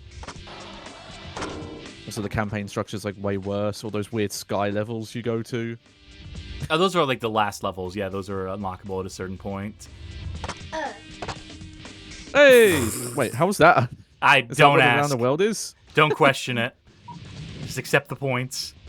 Around the World is when you ride headfirst into a vending machine. I'll say something nice. This could be a hard one. I guess it's better doing this music than trying to cut up the licensed music like the Tony Hawk games did. No, that's worse. That's a downgrade in my mind. That's not saying that's saying negative. Yeah. Because we get the excellent version of I Ace get of it. Spades, and you gave birth to your excellent cover of it. Link in the annotations. Hell yeah. The version, the Delta Funky Hoper Sapien song that has no vocals. Has a bit of chorus and then that's it. Oh, what's the Alien Ant Farm song where he's really proud? Proud! Well, you see in the N64 version, he just keeps saying how proud he is, so that's just what it's cool to me. Hey! It's you can't land backwards. You can't land I mean, theoretically you should be able to, but it's extra hard to do. We still need to say something nice. Because I negated your say something it's nice. Gonna be... Yeah, no, it's legit going to be a struggle with this one. I mean, Tito I Ortiz? love that sound. I feel like that's if you're a big UFC mark and a big Razor Scooter mark, it's simultaneously. Which one sounds are like fascinating. honestly, that sounds like two demographics that would line up more than you would think. I bet there's probably a thing for jumping all those buses. They probably give you some bonus points. You jumped over some of my buses. It's been a while since I've done a Homestar Runner reference. There you go. Can I wall ride? No. No. For reference, Grind Session, it was a Tony Hawk's Pro Skater 1 clone. Yeah, very specifically. Yeah. It did have manuals, but it did not... They were treated more like tricks than they were a mode of movement, so you would lock into a direction. You weren't really linking tricks between them. It was very strange. Damn it. Yeah, okay. I'm actually need to look at these objectives a little bit, classic Tony Hawk fashion. Earn 100 bonus tickets. You can earn extra time. Yeah. Possibly by scoring. Yeah. Grind Session's whole thing was that you started with limited time, but doing the different goals would give you more time. Majmal says that sounded a bit more foul to me. That's because I'm referencing a Powered by the Cheat animation where the cheat's doing all the voices and they all sound wrong. Because How am I supposed to do 600 feet? Oh, you know what? It adds it up cumulatively. It tells you. Yeah. Amborgan has a good question. Is this better than Simpson skateboarding? Yes. It has to be, right? Yeah. There's only a couple of extreme sports games worse than the Simpson skateboarding. That Phoenix Games It's- one might be. The Phoenix game one, is it the MTV one on PlayStation 1? Yes, starring Andy McDowell. Yep. Date Dot in Spirit. Or Skate 4. I'm sorry. I realized my stupid name for it. Right, It's yeah, not skate. what yeah, everyone skate. calls it. Skate.com.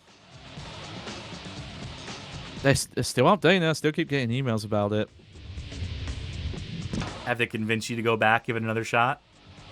I'd have to do some research, but if like it's not even really a campaign, but if it's just, hey, do these free challenge types over and over, then no. That dedicated game looking sorely needs a campaign. Dedicated looking 9 to 5 brings up the Goofy skateboarding game. Oh, I've the played PC that. one. That's not. Yeah. No, that's where I draw the line. This is worse than that. Hey, there you go. Yeah, that game's just like painfully simple.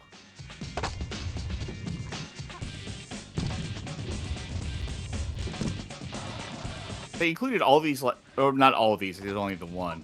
But you only really hear the kid when there's, like, in pain. Like, it's the only time you ever hear them is when they're like, oh, Yeah, they should have had, like, feeling okay sounds for, like, not injured. Well, Ah, children it's should be more seen, not immersive. heard. So I say as I work with Yeah. kids. That's as much of that game as I can tolerate for right now. This clearly the worst version of it. Yeah. Playing that was pretty rough with the control configuration I had, so maybe not even the best showing for it, but who cares? It's Razer Freestyle Scooter. I don't think Shaba Games is going to put up much fuss at this point in time. I don't think the Razer Freestyle Scooter contingent is going to come for us in the comments of this one, so I think we're in the clear. Which brings us to the final act of Blockbuster and their rental exclusive titles. So we finally are crossing over into a next generation, into the Xbox, PS2, GameCube generation. And what is the first franchise you think of when you think of that generation of consoles? Obviously. Oh. Get that, the 7th gen, Guitaru Man. Well, that's not what I 6th was gen, thinking by of. the way. Sorry to push my glasses up, but yeah, 6th generation. Well, for me, 6. what always comes to mind is, of course, Hypnotics's Outlaw series of Outlaw Golf, Outlaw Volleyball, and the other one, Outlaw Tennis, I believe. Yes. And so these are games that are put out by the brilliant minds behind Deer Avenger, which hey, watch our Deer Avenger retrospective, why don't you? I didn't know that. That explains a lot. So anyway, Hypnotics is in the business of making parody games, of parodizing popular genre games. Deer Avenger being a parody of Deer Hunter. They also did Who Wants to Beat Up a Millionaire at a point in time, unless that was parody. No, I'm pretty sure that's Hypnotics. I'm pretty sure I got that right. Okay. And so Simon & Schuster Interactive, publisher for these games, the Outlaw series begins as a take on, just generic sports titles, adding a bit of, redneck flair, I think is what they're probably like leaning into here. Kind of, rough and tumble customers. And, being a little offensive, a little edgy in their presentation. I think they have Steve Carell as commentator across Outlaw Golf and tennis and volleyball. In some of them. Yeah, At not least all a few of them. of them. Yeah. So you're getting those games, you're getting these proper releases, but in between, or as sort of samplers for these proper full products, we get, in the case of Outlaw Golf, 9 Holes of Christmas. This is released December 23rd, 2002. It is 9 holes, whereas opposed to the main game, the real game, the final game, has, like a full set of 18, probably more than that. But this is like a 9-level sampler, stripped down version of the game with Christmas theming, and it apparently does so well that the next year they do 9 more holes of Xmas for Outlaw Golf. This is a November 2003 release. Both of these in Xbox varietals. You can notice the Blockbuster exclusive sticker on both. These do not currently emulate. That is why I'm doing both of them in one right now. These ones just say it ain't so. You What mean a we shame. don't get to play Outlaw Golf? Well, lucky for you, there is one Blockbuster exclusive Outlaw game that works. It is Outlaw Volleyball Red Hot. So this is a July 2003 sampler version of October 2003's. Oh, I'm sorry. Flip that, reverse it. July 2003, that's when Outlaw Volleyball comes out. October is when Outlaw Volleyball Red Hot comes out. And this is very much a pared down version, pared down to just 4 characters and 1 volleyball arena, court, if you will, with a bit of hellish theming. So we will get into this one in just a minute. And I will say that, like, you know, for all the developers who have flirted with the idea of doing Blockbuster exclusives, this one commits the most to that idea, weirdly enough. This is one that actually incorporates Blockbuster branding into the game itself. In hell. Yes. Which is, just think about that for a second. Also, Launchbox is crashing again. I swear. It's Windows 11. I hate you. Can I just say, Windows 11 as a whole, you suck. Mm-hmm. Microsoft, eat my ass from the back. Also, while I'm waiting for Launchbox to load so I can launch the goddamn game again, just a show note that we've been tweaking volume levels again, just as for the show as a whole, and I hope that folk are cottoning well. I hope that the balance and the compressor and all that stuff has been smooth. It sounds good, sounds better, that we're airing towards the point where our YouTube VODs are as loud as other YouTube videos as opposed to way lower in the mix.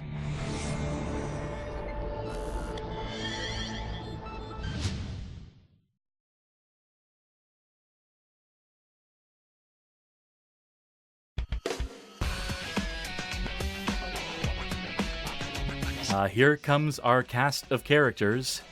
Yep. Which, interesting thing. I think they're going to show the male characters in here past a certain point. You can see them in their attire from the proper retail product. Like, I knew who I would play as. Oh, wait, no, they do cut it down. They do. Okay, it is a bespoke you said there was FMV 4 intro. characters. Yes, so there we go. Yeah. So they...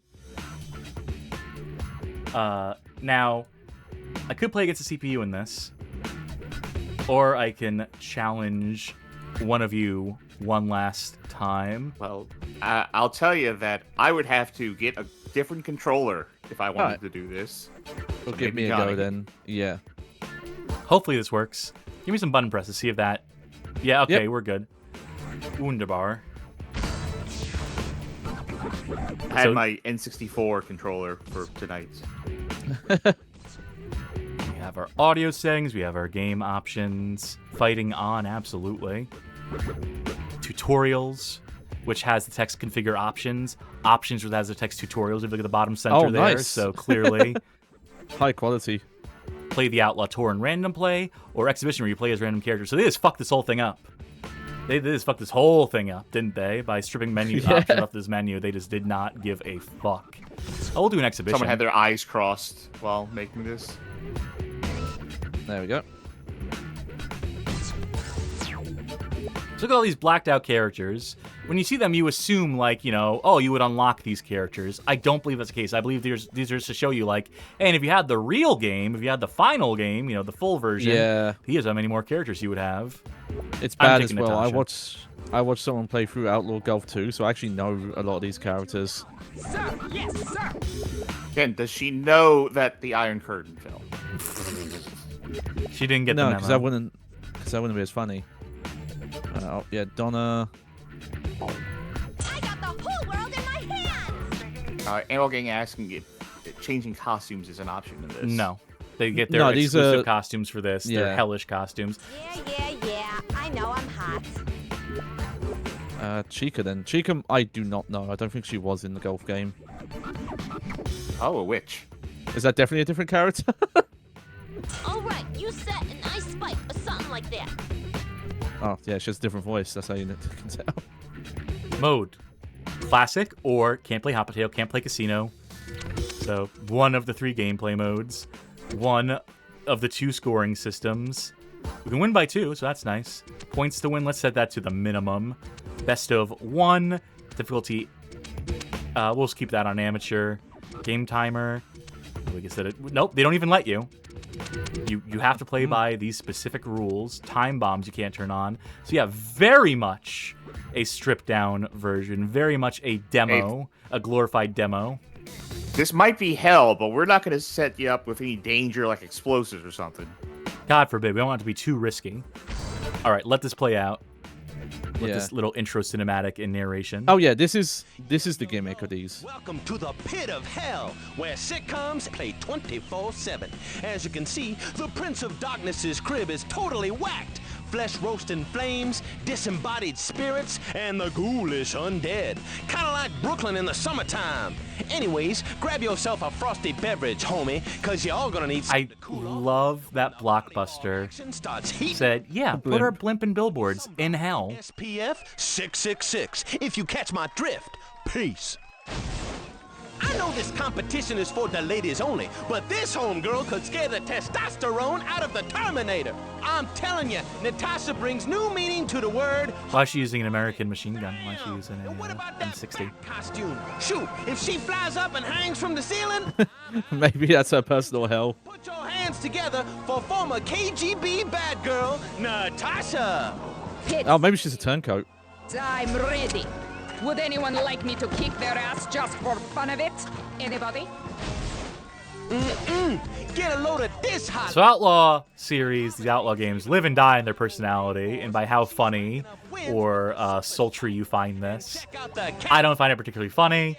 I don't care about the sex appeal aspect of this, so it is not for me. All hotties grudge match, cause the fur and the hairballs are gonna. And yeah, the humor is just stereotypes. Something for my favorite. Just like Deer Outlaw Golf Avenger. 2 does. It's also Outlaw Golf 2 does have lesbians though. it's also very long-winded.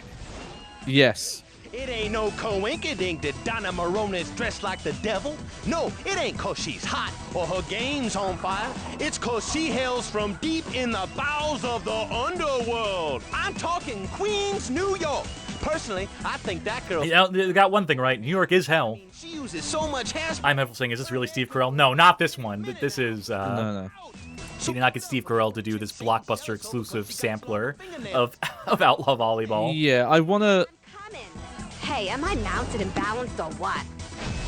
say Steve Carell was in Outlaw Golf 1. Chica Chavez is trouble, man. I'm telling you, Chica's got a temper hotter than picante sauce and meaner than a witch who got splinters riding her broomstick. Anyway, the pit of hell is like home court advantage to this fast and move cha-cha.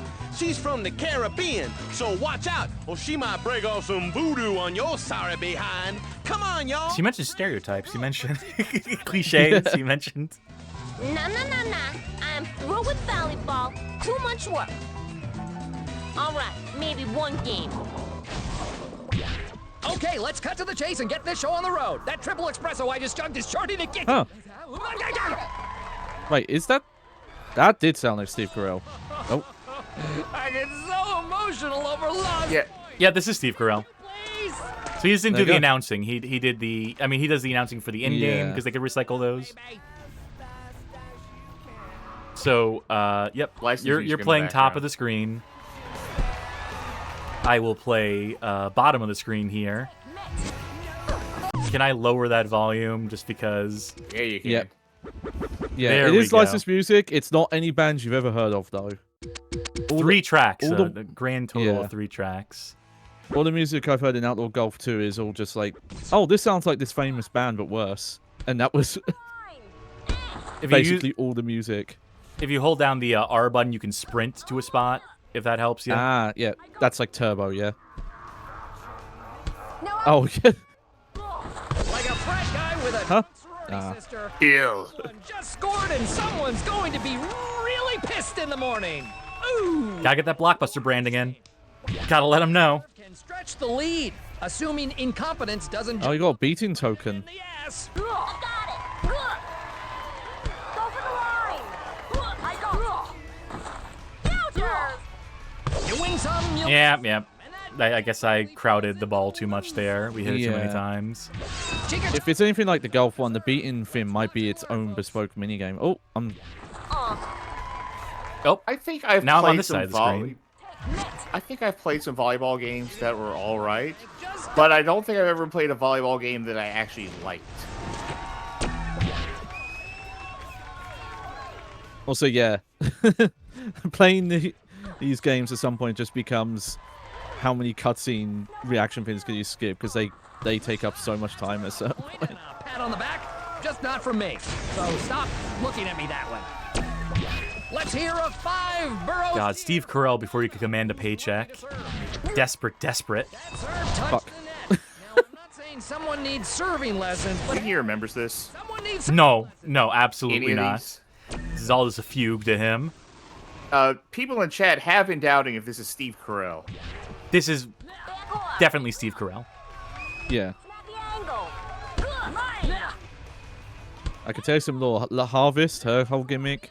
She's like an environmentalist hippie, but she's a hypocrite with a police record. But always remember, it's not nice to point. Because, you know, buying social commentary there.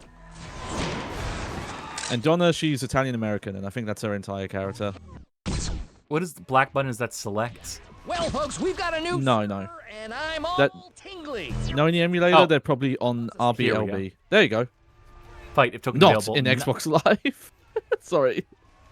Very good. Can I? Oh, Oh, I just got pegged right in the head by that. Western song about that point, and that's Yeah, what it. we need. Is I imagine you've probably got it mapped to like RBLB, R1L1. There we go. baby, it's time for the. All right, considering I don't know if you have an answer, so I'm gonna. Oh wait. Feel free to spit and see scratch this along first. with them. Oh. Wow, we got a shit, fighting Charkie. game in our volleyball game. Yeah. Take this, dead or alive. Yeah. Guess Yeah, what? actually. 3-button fighter. Block, kick, punch. Oh, it's Virtua Fighter. Oh, it is. I guess it's kinda also Dead or Alive now I think about it. Giving Keith a chance. Oh. And I actually had the life lead there early on. Close as this game, I Okay, wouldn't be So I'm asking this question assuming that none of us have an answer for it. and it's a fight. I'm not Natasha. gonna stop for this again. It's time for some girl on girl. Do you think that this was a rental at full rental price, or do you think it was cheaper? Because it is a extremely pared down. It's basically a demo disc. It is a promotional thing for Blockbuster. Like, I can't imagine Charging saying, like, yeah, this full is the price same. for this. Yeah, no. Yeah, like I can't imagine renting this for the same price as like saying you could rent Halo. I can't imagine or- renting this. I would print these out on CDs to give away. I would just have like sleeve, Yeah. no Yeah. box. Just like print it out in bulk so that, you know, people can Like, sample ultimately, and this is decide a whether they want the demo. full game. Yeah. Yeah. Some cover arts I've seen even have advertise of like, oh, you'll get money off the full game. looking- You can buy if you rent this. A close game. Fuck. Yeah, I held it down too long. Actually great for the other team. Yeah. I'm trying to figure out where we will see like the full kind of dialogue motion cap cutscenes. That's probably going to be on like Match Point or something. I mean, the full Because game. that's where all their budget goes. That's where they that's where their focus is. She ain't too pleased. It all comes down to this. Oh, finally, match point. Thank God. Nope. Oh wow. Winning's not everything, but Ow. you'll never know at this. What happened?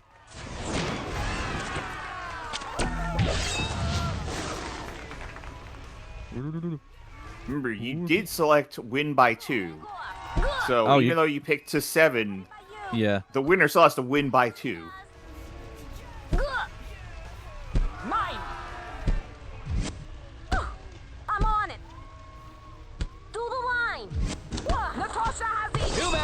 Ah, That point. didn't hold it for long enough. Ladies and gentlemen, we've arrived at match point. No transfers. What'd you do? I think I got in the way of my own serve. Hey, I love it. We're looking at a new server. Don't I have a Yeah, I'm just gonna let the AI serve. grasp of the obvious? Mine! Cool! Mine! Don't even think about it. Like, this is fine as far as volleyball game is concerned. I'm sure, you know, if you are Yeah. a fan of volleyball video games, you'd be playing Dead or Alive Extreme and not Outlaw Volleyball, but that's beside the point somehow. Yeah, the gameplay's fine. It's just all the presentation around it is so annoying. It's not as fun as it thinks it is. I don't know if it's even funny This is match point, ladies and gentlemen. It all comes down to or sexy people wait their whole as it lives to get you this know far. Don't even think about it. plays into a lot. That point is not going. Fuck, this is never gonna end. Thanks, CPU. Losing the. Ladies and gentlemen, this game is so close, it's hard to see. I'll save it. Crossfire. Oh, I got it. I probably should have done the light tap for that one. Oh, I thought my CPU was gonna get. God damn it. Yeah, you It's all can falling swap apart. players if you need to as well. This point is for the That's left trigger. brand new car. Just kidding about the car part. Oh, don't get my hopes up, Steve. Hit it over. And this match is in the books. Ding. Oh, thank God. Yay. I didn't throw it, but I didn't try too hard either. Team 2 is the grand champion of the entire civilized world. How's that for mock drama? Oh, maybe they don't even have the full-on reaction stuff in this version. Okay, go buy the full game. Lonely, Yeah. and this is pretty much the high point of my day. The heat is on. Yeah, I think that's gonna be No. it. Well, damn. That's Outlaw Volleyball Red Hot. For whatever, I think that's it. I mean, that's it. That we've seen everything there is to see in it, besides seeing the score higher. So that's a completed game in my books. Speaking of completing, that was the last game we'll play tonight. It must be said. There was still one more Blockbuster rental exclusive game that came out, though. It is another Xbox game. Curiously enough, it is Urban Freestyle by way of Gusto Games, published by Acclaim in early 2003 on mobile. It debuted on mobile first, and there was a GameCube version, a PC version, a PS2 version, an Xbox version that all released between 2003 and March 2004. And so it's a lot of different releases, but specifically, the GameCube and Xbox versions in North America are released as Blockbuster exclusives, rental-only titles in March 2004. Not just a game, baby. It's a Blockbuster exclusive, which I guess is more than just a game. I guess that denotes it as being more than just a game. It's a game and a tape. Yeah. So, again, this is Acclaim. So, you know, it makes sense that Acclaim would continue their partnership with Blockbuster to this extent, be the ones to see them off, as the case may be. This game seemed fine. Didn't seem like one we need to play here on the show. Yeah, I've heard okay things about it. But, you know, it's around this point in 2004. This is, as far as I can gather, as far as I can vet, as far as I could research, this would be the last game to do a Blockbuster exclusivity thing. I think, you know, part of it is that Acclaim is around the corner from being bankrupt. I think the players that, you know, were collaborating with Blockbuster on this, ultimately they all start to dip out of the game-making game for their own reasons. And also in around 2005, Blockbuster's fortunes begin to change for the worse as a whole. Not anything to do with their video game business, really, but more to do with a little thing by the name of Netflix. So, at its peak in 2004, and that was the peak of Blockbuster, was the year 2004. They had more than 9,000 stores worldwide, and by the end of the 2010s, that number is numbering in the hundreds, and by the end of the 2020s, it is down to 1 at a certain point as Blockbuster is decimated by the online streaming market and by Netflix's mailable DVDs at all. Because remember, Netflix started not just with streaming, but with shipping DVDs to your house direct. They would mail them, and you would mail them back when you were done with them. Wild times. So Blockbuster is doing everything they can to try and be competitive with Netflix. They tried a no more late fees policy. They started advertising no more late fees, which was actually just a full fucking lie. What they did was they would charge users the full price of the movie or game that you rented after 8 days. Which you could cancel by returning the product in question and paying a fee. So there is a fee. There is this late fee. It's just so 40 states in the United States filed lawsuit against the company for false advertising. Blockbuster settled that suit by agreeing to refunds as well as promising to better explain the policy. In around 2007, they launched a total access campaign, a marketing campaign, $1 billion ad campaign at that, meant to compete with Netflix. So you go to Blockbuster Online, you could rent a DVD online, receive a new movie for free when you return it to a Blockbuster store. It was a major success for a moment in time, but the free movies were ultimately costing the money. It was like a lost leader type situation, and it did not quickly enough decimate Netflix in their business model.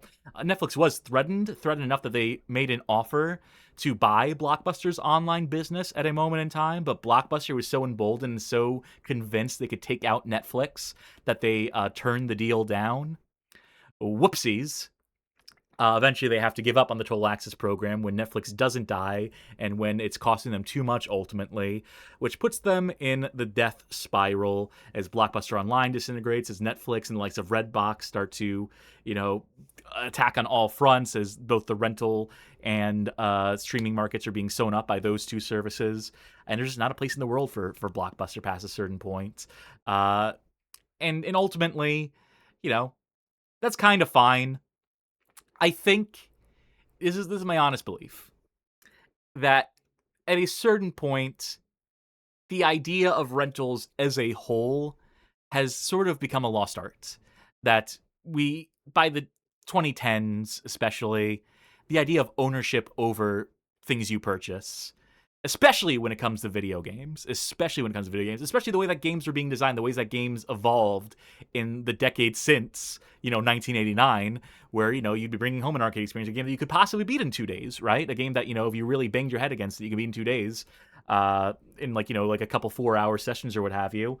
And now we have games that are sprawling hundreds of hours long that would, even if you did nothing but play the game, the idea of renting it, wouldn't make any sense because, you could be playing an RPG that, has hundreds of hours to commit to. It's a game that you'd want to own outright. I mean, sure, you could try before you buy, you could rent a game, but, also at this point by the 2010s, what we have digital marketplaces in the same way that physical games, where they never stopped being, something that consumers want, that people ultimately do want to own their games, and oftentimes in physical capacity, swap between discs. But, we are getting to the era of people being able to, put stuff out on marketplaces, to be able to download a game direct to your console, or even just put out demos. You can put out a demo on a marketplace, on an Xbox marketplace, on a PS3, PlayStation Store, what have you. Even I think the Wii Shop channel, did they have demos at a certain point, like time demos? I think I don't remember specifically. A little bit, but the point being here that as technology evolved, the idea of a brick and mortar rental spot just makes less and less sense. I think ultimately, it's just not a business model that works in the long form for games. Not to mention the fact that, the games industry as a whole, the major manufacturers and major players, publishers at all, are furious about Blockbuster in whatever capacity eating into their profit margins, even though it was never more than 10% of Blockbuster's business, the rental market. That's still, eating potentially millions, maybe not hundreds of millions or even tens of millions into the profits of people selling games directly, the idea of the direct market of selling a game at retail. But, ultimately, what have Sony and Xbox and have been trying to do forever? What have Electronic Arts and Ubisoft been trying to do since the fucking 2000s? It's trying to discourage rentals. It's trying to discourage used copies of games. It's trying to discourage anything short of paying full price for the game. And so it was only natural that Blockbuster would be in their targets, that they'd be making moves. At the same time that Blockbuster is suffering on like the movie rental front, which movie rentals still way more like viable of a prospect than game rentals. I still believe that there's a case to be made for like movies on demand, paying $3 to watch a movie at home, or to rent a DVD, because not everyone's gonna rewatch a movie over and over again. People who are buying DVDs and Blu-rays and so on and so forth are more like serious film fans. You're buying it for special features. It's a whole other market. It's a whole other sector. I still kind of bemoan the loss of DVD and Blu-ray rental spots, because that is something I did engage with more than the game rental scene. But as far as the games are concerned, just the way that, again, like with design iterating over time, games becoming more exhaustive, more expansive, to where 2 days, 3 days, even 7 days isn't enough to oftentimes get a taste for what the game in question is. And also knowing, during this whole cartridge phase of things, when they were going through the cartridge rentals, oftentimes you'd have other people's save data when they'd in the same way that when you brought back a VHS tape to Blockbuster, you were encouraged to rewind it, right? As a courtesy to the next person in line, so that the next person who rents it gets to watch the tape from the beginning, doesn't have to rewind it themselves. You were supposed to erase your saves from the Blockbuster rental cartridge, but oftentimes people forgot to do that, and so what you wind up with are just accidentally joining someone's game midway through, picking up where someone left off, which has its own appeal as there is an element to that I'm sort of not nostalgic for necessarily, but is cute. I looked forward to that as a kid, to see ooh, someone left their save on here. I want to see where they were. Oh no, I've brought some used PlayStation 1, PlayStation 2 memory cards off eBay, and it's fun going through the save files. I'll mention something as well. I don't know how much of a factor it would have been in the late 2000s, early 2010s. Online passes was a thing. Mm-hmm. The first one of the early attempts to kill off or affect the used market was to lock features behind you having a new copy or having the code. And I do remember, I do feel a little bad about it, renting copies of Blockbuster. And I guess they didn't understand, because they would put the code in the box, and I was able to redeem some of the games I rented. And I was like, oh, I probably shouldn't have done that, but I mean, someone else would have just done it down the line. Failure to adapt. Yeah, failure to recognize the ways that they were getting through, because they had other priorities. Blockbuster had other things to focus on. Their games business was never the biggest sector for them, was never their biggest growth sector. And as these changes are being made, as these deliberate stabs are being made by the manufacturers, publishers, developers at all, it's just undermining another sector of Blockbuster's business. Ultimately 2014 is where Blockbuster goes belly up, as far as being a corporate entity. There had been a buyout by the Dish Network at a point in 2010. They couldn't turn it around. I think there's been attempts to revive Blockbuster since. And that Dr. Disrespect bringing back the name for his Video Game Championship 3 or whatever the fuck. We don't need a Blockbuster video anymore. Ultimately, the time has passed. I think the time for game rentals, renting physical games, has passed. I think we are at a point now where it's just not a viable prospect. But it does leave us with this history, this strange history of rental-only titles from when there was a rental market for video games, from when there was, games being made that maybe warranted that treatment, or people experimenting with the form, people, developers putting out little samplers as rental exclusives, all the things we saw in the course of the past 3.5 hours, which, brings me to our conclusion here, which brings us to some reflections we're going to have now at the end of all things, in lieu of a best and worst of the night, because I don't really feel like we need to do that tonight. I feel like we can probably skip that. I think worst is going to be Eek the Cat. If I had to hazard a guess, I think Eek the Cat might probably be one of the worst things ever. Do we have an agreement? Can we just get a quick consensus on that? I think that's fair. Yeah. So, instead I'm going to ask a couple questions to you. So why do you feel... What are the reasons why developers and publishers chose to release games through Blockbuster? What do you think the primary incentive was? I think I said it earlier, what the underlying reason is. We saw various different reasons why, on a per game basis, a game might specifically choose to come out one way or another. But what's your takeaway? Okay. Yeah, you go first, Charkie, yeah. I feel you're right that it does come down to on a per game basis, sort of a thing. But I think the two that come to mind the most are one, purely promotional, like stuff that exists, like the gimmicky like championship edition things, or sculptor's cut or that kind of stuff. They're just like small tweaks that could be like, hey, check this one out. It's slightly different. You got your pure promotional, like your demos, like the Outlaw stuff. And then I really do think in some cases that it comes down to, we don't think this is going to sell. We have this, it's done. We took a look at the finished project and we're like, do you think we could make more money signing a deal with Blockbuster than actually selling this? Because I think the three things for that is Eat the Cat, because you noted like the trademark on it, the year on that was definitely off from when it actually came out. That ties into Stunt Racer as well, which we know got delayed to the point where that it was missing deadlines, so they ultimately just put it out as a rental to die. What's the other two that came to mind for me specifically? Well, Final Fight Guy, which that I didn't mention it at the time because we were just kind of going through all the history and stuff, but that's the thing I've noticed in some Japanese stuff as well, because that game originally came out in Japan. Mm-hmm.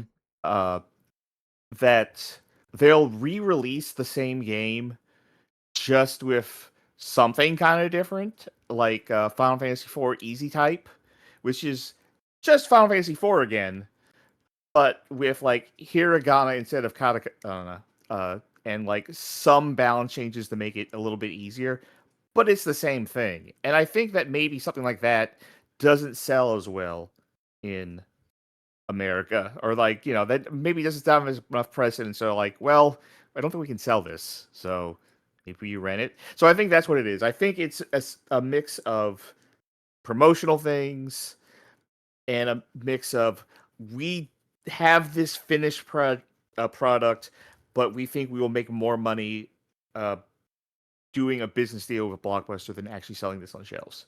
Oh, the other one I was thinking of was Ren and Stimpy, which just fucking sucked. Yes.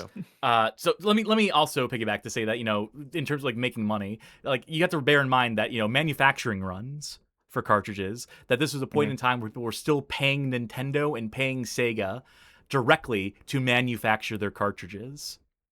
And so what you get in effect is that, you're putting in an order for, let's say, like, 100,000 units. And, that's like, these companies would have had like minimum orders you could place. And so you're thinking like, how many copies, if we want to like saturate retail, if we want to have copies of this game in every store across the country, that's going to be hundreds of thousands, if not millions of units that we're going to have to manufacture. Whereas if we target this as a Blockbuster exclusive, if we go that way, we can target a lower production run. We can target a lower manufacturing run. We can ultimately pay Sega and Nintendo less to produce less cartridges for us. And so in that way, that's ultimately like why that would be a financially viable prospect. Because, the rentals at Blockbuster, like the $3 or $4, whatever people are paying for like a 3-day rental, whatever the case may be, whatever the pricing model was. I don't remember the prices off the top of my head from that era, whether it would have been contemporaneously. But, like it would take a lot. It would take a lot of a copy being traded in and out and in and out and in and out, assuming people aren't just hoarding the cartridges either, or that if they are, they're paying the late fees or whatever the case may be. It would take a while for that to become, for like a rental-only title to justify its production run cost. But ultimately, these were games that, at the end of the day, they did not have the confidence in as retail products. I think that's the ultimate takeaway, is that these were games that, if they had just been put straight away on shelves, would have died on the vine. And even in the case of some of those, like, temporary timed exclusives, I don't get why you do a timed exclusive. I don't get why you would put a game out as a rental only to turn around, unless, like, like the rentals were strong enough that they felt the need to, like, oh, people are really responding to this, people are really jiving this, maybe we shouldn't have put it out as a rental only, maybe we should have committed to retail release. I don't know what that would be. I think it's maybe just that like Blockbuster was like, hey, we'll pay you a lot up front. Oh yeah, you're right. Yes, that's part of it. The other aspect I could see is an attempt to do word of mouth promotion, because by putting it out early through rental, that means that potentially you're gonna have, it's a cheaper option, you're getting it early, and that will get people interested in getting it, and then they'll tell people about it. But I imagine the bigger factor is just Blockbuster saying, "Hey, we'll pay you this much to do this early release." Yeah, that's probably it. I'm gonna have you, Johnny, actually answer my next question. I feel like we covered those bases well enough. Which is my next question is why aren't rentals a viable business model in games anymore? Because I don't believe they are. It really is the part, a lot of it's the digital stuff. But the thing that this made me think about is that there is modern equivalents to this. Mm-hmm. Yep. There is PlayStation Plus, where you get, even on the base level, you keep paying this as Finn. If you redeem them in the month, there's a game you just you own as long as you're subscribed, and then they have the higher tiers that will give you access to libraries. Xbox had Xbox Live Gold, where you would get the monthly games, and then of course they did Game Pass, which is essentially a subscription take on rental stuff, and even Nintendo Switch has done it. And that's that digital distribution. You also add that to the fact that demo distribution is a bigger thing. I saw Carl earlier saying that demos has become a lost art form. I feel like that's actually wrong. I feel like demos has actually become a way bigger thing. We've moved from it being a magazine subscription thing to now we have Steam a whole does fest massive. for it on Steam. Yeah. And if you browse through, for example, like the PlayStation Store, you'd be shocked how many games get demos. They don't advertise it very well. It's a lot. It's just, if you want to give tasters to your audience, the publishers themselves have direct ways to do it now. Obviously, Game Pass has had its issues. It's not entirely a failure. Some people reduce it to, but it's definitely putting all the eggs into that basket has not worked out for Microsoft. But yeah, that's the thing. It's just, and it's with a lot of decisions now, it's just cut out the middleman. Give people another way to treat games as disposable, to come, quote, consumers, as the term they love to use, is probably the reason for it, I'd say. Yeah, ultimately. Say what you will about this move into you don't own the media that you have, about companies like Microsoft in general and that kind of stuff, but having these services like Game Pass and like PlayStation Plus, if you were someone who is going to consume games, especially consume games at the rate as one would back in the days of a Blockbuster perchance, then paying the price of about 2 to 3 games per year to have access to a bunch of games all at the same time, that's a way better cost proposition than renting is. And I think ultimately, you mentioned the cost proposition, the value to time proposition, the infamous time for value proposition that is, I think, become really preeminent. The idea of games cost this much to make, and on the consumer end, on the player end, if I'm spending this much money on a game as the prices of games continue to surge, I'm expecting to get this much time out of it. How that causes shifts fundamentally in game design, and games becoming larger, more expansive, more exhaustive, giving more to sink your teeth into, or otherwise just repeating content over and over again to pad a game out, right? Whatever ways that manifest.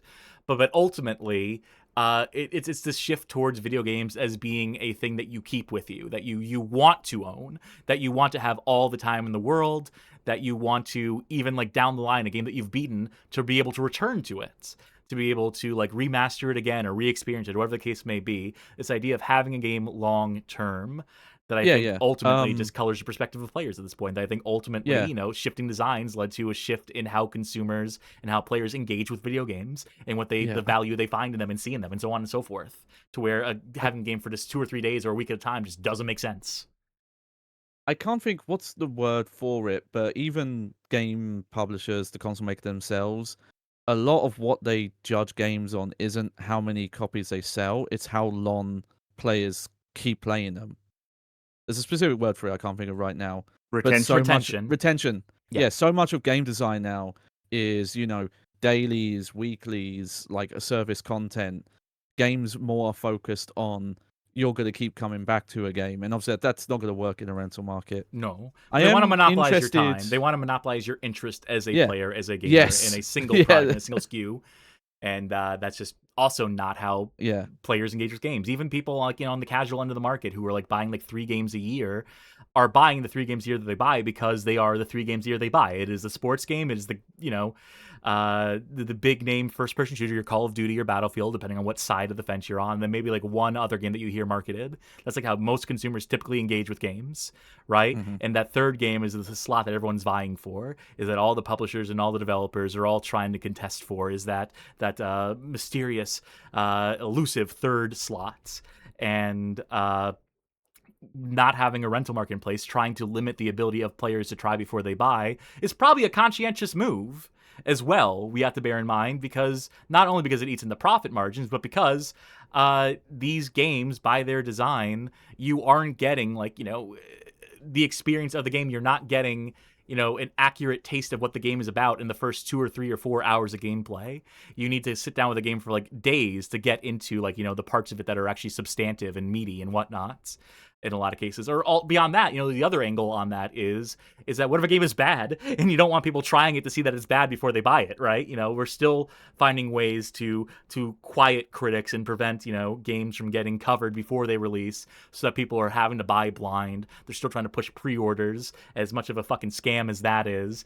It's all these different ways that, the industry at large is working to make it so that they own how long you own a game for. They can take it away from you at any fucking moment in time, and they are making sure that you are buying blind, that you are committing with as little information as possible, as little context as possible. It sucks. It's a bad place to be in.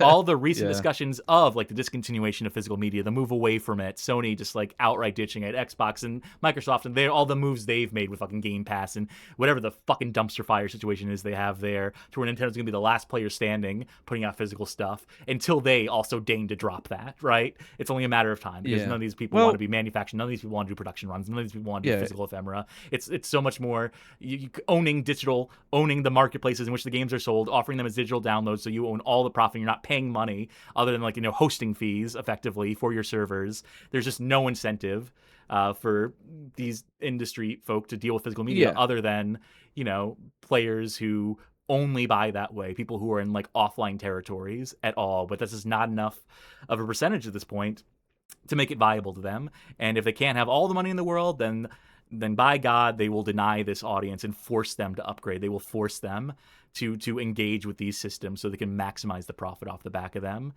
And I bring all this up, and I complain and I bemoan because I've seen people, and the reason I really wanted to do this episode, do it so quickly after you suggested it, Johnny, is that I do see people who think the solution to these issues, is to bring back used games, is to bring back game rentals, is to bring something like a Blockbuster back for physical games, that somehow people think that would work in 2026, that people would drive out to a Blockbuster-like outlet to rent a physical game for their Xbox Series X or PlayStation 5 or Switch 2, and then return it within a window of time.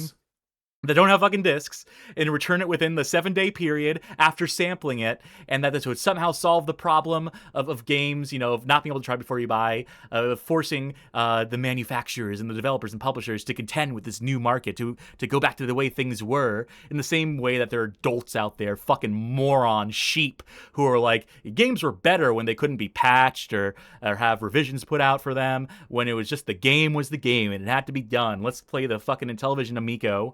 Stooges like that, gullible suckers, sheep, morons born every minute. PlayStation has this thing where you can play a game for 2 hours as a trial. That is a thing PlayStation lets you do. Now, granted, you have to be a PlayStation Plus member, so you're already paying into that subscription service. But theoretically, rental things exist in that market. Not in the way that they would want, and I think not in the way that's particularly great. Yeah. And hey, if you're on Steam, everyone says Steam has rentals. You just put down the price of the game, and if you stop playing before 2 hours, there you go. It's effectively free. Don't do that, folks. Don't do that. Yeah, aim not to do that if you can. But that's very wishful thinking. I am curious for the industry long term, because I know some markets and media there are growing enthusiast crowds that are kind of rejecting all digital stuff. Like even younger generations, like getting into older systems. And I hypothetically would be curious if we ever get to a point where video games is like music currently, where what actually makes the most money for most bands, musicians? Vinyls. Like you wouldn't think it, but like vinyl sales is a big thing, limited run things like that. And with people, kind of pushing away from streaming services because of how bad stuff that's got. It would be weird if that's where video games get at a certain point, where somehow like the boutique limited run things come back, etc. But yeah, outside of just, hey, just play the old stuff, don't worry about the new games anyway. Like, yeah, who knows how you can't really push against it. Outside of just legal laws changing digital rights to be the same as physical rights, and when's that gonna happen, huh? I won't hold my breath. Just the same way I won't hold my breath for Blockbuster to make a comeback anytime soon. And for people who think that that would solve any of the game industry woes, get a fucking clue. Is what I have to say ultimately. I think what we've talked about here, what we're trying to get at is just like, this would have happened no matter what. Blockbuster, the inevitability of time, the evolution of technology, the evolution of game design, all things that ultimately led to this system only being a temporary thing. But while it lasted, for the run they had, for the games that managed to come out, and some of them even as rental only, between 1993 and 2003, interesting, fascinating, an element of the industry that should be studied, that should be researched, that should be documented more. I found very little, precious little, about the Blockbuster exclusive run of games. I didn't even find like a really comprehensive list for it. I have the comprehensive list now. It is basically documented in this episode, but to run through it real quick, we have, as far as we're aware, unless we're missing something, and I'm pretty confident in this, there is the grand total of 19 Blockbuster rental exclusive titles. I'm discounting the World Video Game Championship cartridges from this, so that as we go down the list, the rental only, the exclusive Blockbuster exclusives canonically are John Madden Football Championship Edition for the Sega Genesis, released May 1993. ClayFighter Tournament Edition for the Super Nintendo, released May 1994. The Ren and Stimpy Show Fire Dogs, released for the Super Nintendo, June 1994. Final Fight Guy for the Super Nintendo, released June 1994. Again, dealing with the North American exclusivity on that, the Japanese version being retail. We're just going to discount that for now. Eek the Cat for the Super Nintendo, August 1994. ClayFighter Sculptor's Cut, N64, May 15th, 1998. Eggs of Steel for the PlayStation 1 and its North American varietal, November of 1998. Transformers Beast Wars Transmetals, a limited exclusive on the N64 from July 12th, 2000. John Romero's Daikatana for the N64 from August 2000, temporarily. International Track and Field 2000 for the N64, September 6th, 2000 onwards. Stunt Racer 64, October 2000 onwards for the N64, Indiana Jones and the Infernal Machine for a period of time on the N64 between December 2000 and whenever they discontinued that, whenever it came out as a retail product. NFL Special Edition for the N64, NFL Blitz Special Edition for the N64, that's a November 2001 onwards. Razor Freestyle Scooters N64 conversion from August 2001 forward. Outlaw Golf 9 Holes of Christmas coming out in around December 2002 for the Xbox. 9 more Holes of Christmas from Outlaw Golf in November 2003. Outlaw Volleyball Red Hot for the Xbox, October 2003. And finally, Urban Freestyle Soccer for the Xbox and I believe GameCube from December 2003, as indicated in my records here, for however long these games were available on shelves. Finding end dates for these programs it's just not documented, like, when these runs would have ended, when either the terms of the exclusivity expired or when they discontinued this product, when they removed this stock, when they either sold off their inventory for these games that had been rental exclusives, just like gave it away to consumers or what have you, or they just destroyed any remaining copies. These things are rare. They circulate. They get out there. There are certainly a number of these cartridges out there, numbering into dozens to the hundreds, maybe thousands for a few of them, but, still very rare, all things told. And collector market around it. I think it was an IGN article that speculated that it'd be worth $1 million for a copy of Stunt Racer 64. I think they fell a little short of that one. But yeah. But yeah, an interesting little tidbit of history, an interesting little segment I'm glad we covered in our timeline style here on the Bad Game Hall of Fame. Hopefully you learned something. Hopefully you're entertained. And hopefully you'll come back around. But for now, I must say, folks, thank you for tuning into this, our Blockbuster Exclusives theme night here on the Bad Game Hall of Fame. A little bit different format structurally, I think. This time, I think we've done it like once or twice before, but I like the style. I kind of like going through the history of some weird niche subject matter and covering it all in like one sort of like fell swoop, doing the events between the releases and whatnot, being able to cover games as mentioned only, so on and so forth. So maybe we'll toy around with this again if we find a subject matter that matches, that is fit for this kind of presentation. But of course, we do shows, a lot of shows. You might tune in to some of our upcoming ones. Like July 27th, Monday, July 27th, we'll be putting on a Casual Monday, the show where we play not-so-bad games, shoot the shit a little more casually, so on and so forth. Tuesday, July 28th is a big old pending on our schedule right now. It's always something in the Bad Game Hall of Fame. We can't tell you what right now, but we'll figure out something. Probably like a one-off, maybe the beginning of a new playthrough. Who's to say? Time will tell. Please to tune in and stay tuned for updates in the places where we post, Blue Sky, Twitter, the Discord, et al. Thursday, July 30th, we will continue with the third episode of our playthrough of Damnation, alt history, steampunk, third-person shooting, jank to the max. Fascinating playthrough, a really interesting one that I do fear is going to have a significant drop-off the longer it goes on for, but that I assure you that I'm making a plea here. Please to give it a shot.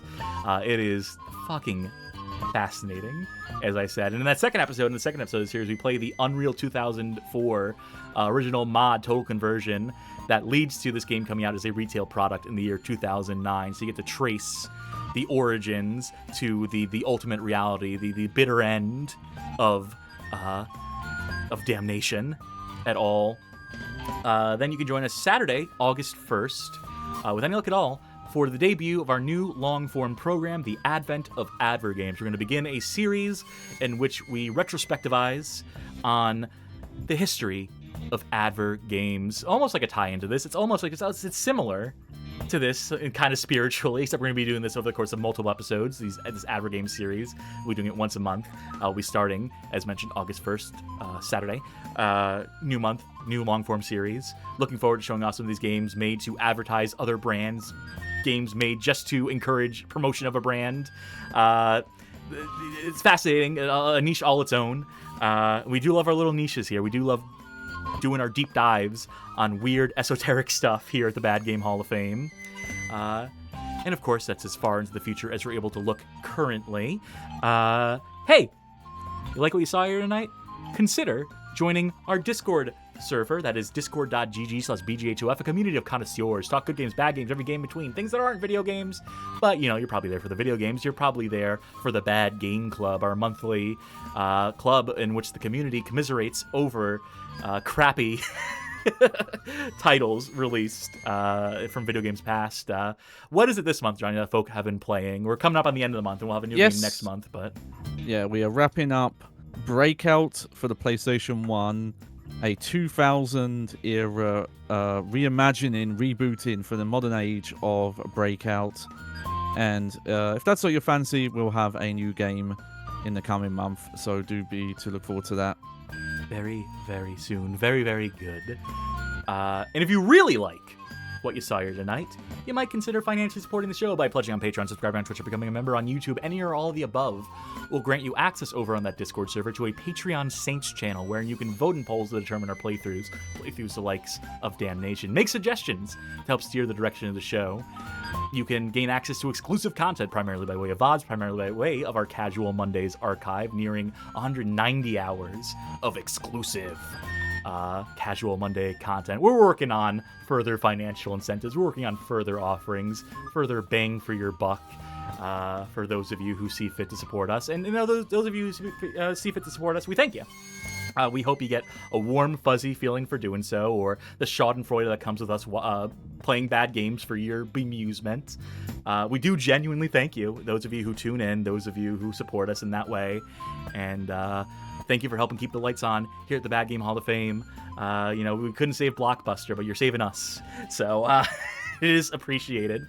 Now, you might not be able to financially support us. We completely understand if that is the case. If you're still looking for a way to support the show, that is free. You might mosey on over to our YouTube channel. That is youtube.com/@BadGameHallOfFame, where we happen to have a suggested viewing playlist. 20 handpicked episodes that we think make for some of the best onboarding onto this year's show of ours. Fit to share with folk you know who might go for video game stream archives in the 3 to 4 hour range. Or maybe you know someone who worked at a Blockbuster Video. Maybe you know someone from back in the day who manned that register, who had to be knowledgeable about movies and games, and had to serve the role of salesperson. Maybe they'll get a kick out of this episode. I would hope so. If someone watching this to the end worked at a Blockbuster, please leave a comment. Please let us know. Please represent. We all had our jobs at points in time. We've all done the retail grind from time to time. We'd love to hear any weird-ass stories you have of dealing with customers. We leave it to your discretion, to your viewer, what you choose to share with folk you may know. And we just thank you for even thinking about it in the first place. As far as a raid is concerned, at the end of the night, I'm going to send folk the way of one Dream Harrier Live, who is playing Angeline Era, which I believe is like a bump combat JRPG, like throwback type thing. I'm curious about it, that's for sure. Please let them know the Bad Game Hall of Fame sent you. They are a member of the Bad Game Hall of Fame community. They know us. They will appreciate being rated, I hope. And that will do it for us here at the Bad Game Hall of Fame. I have been Betamax Cassette Cassidy. I've been VHS Charkie. And I've been returned in the wrong case, Johnny Baghead. Hate it when that happens. Thank you once again for tuning in, folks. We'll see you all later on down the road. And until next time, bye-bye. Good night, everybody. Toodles!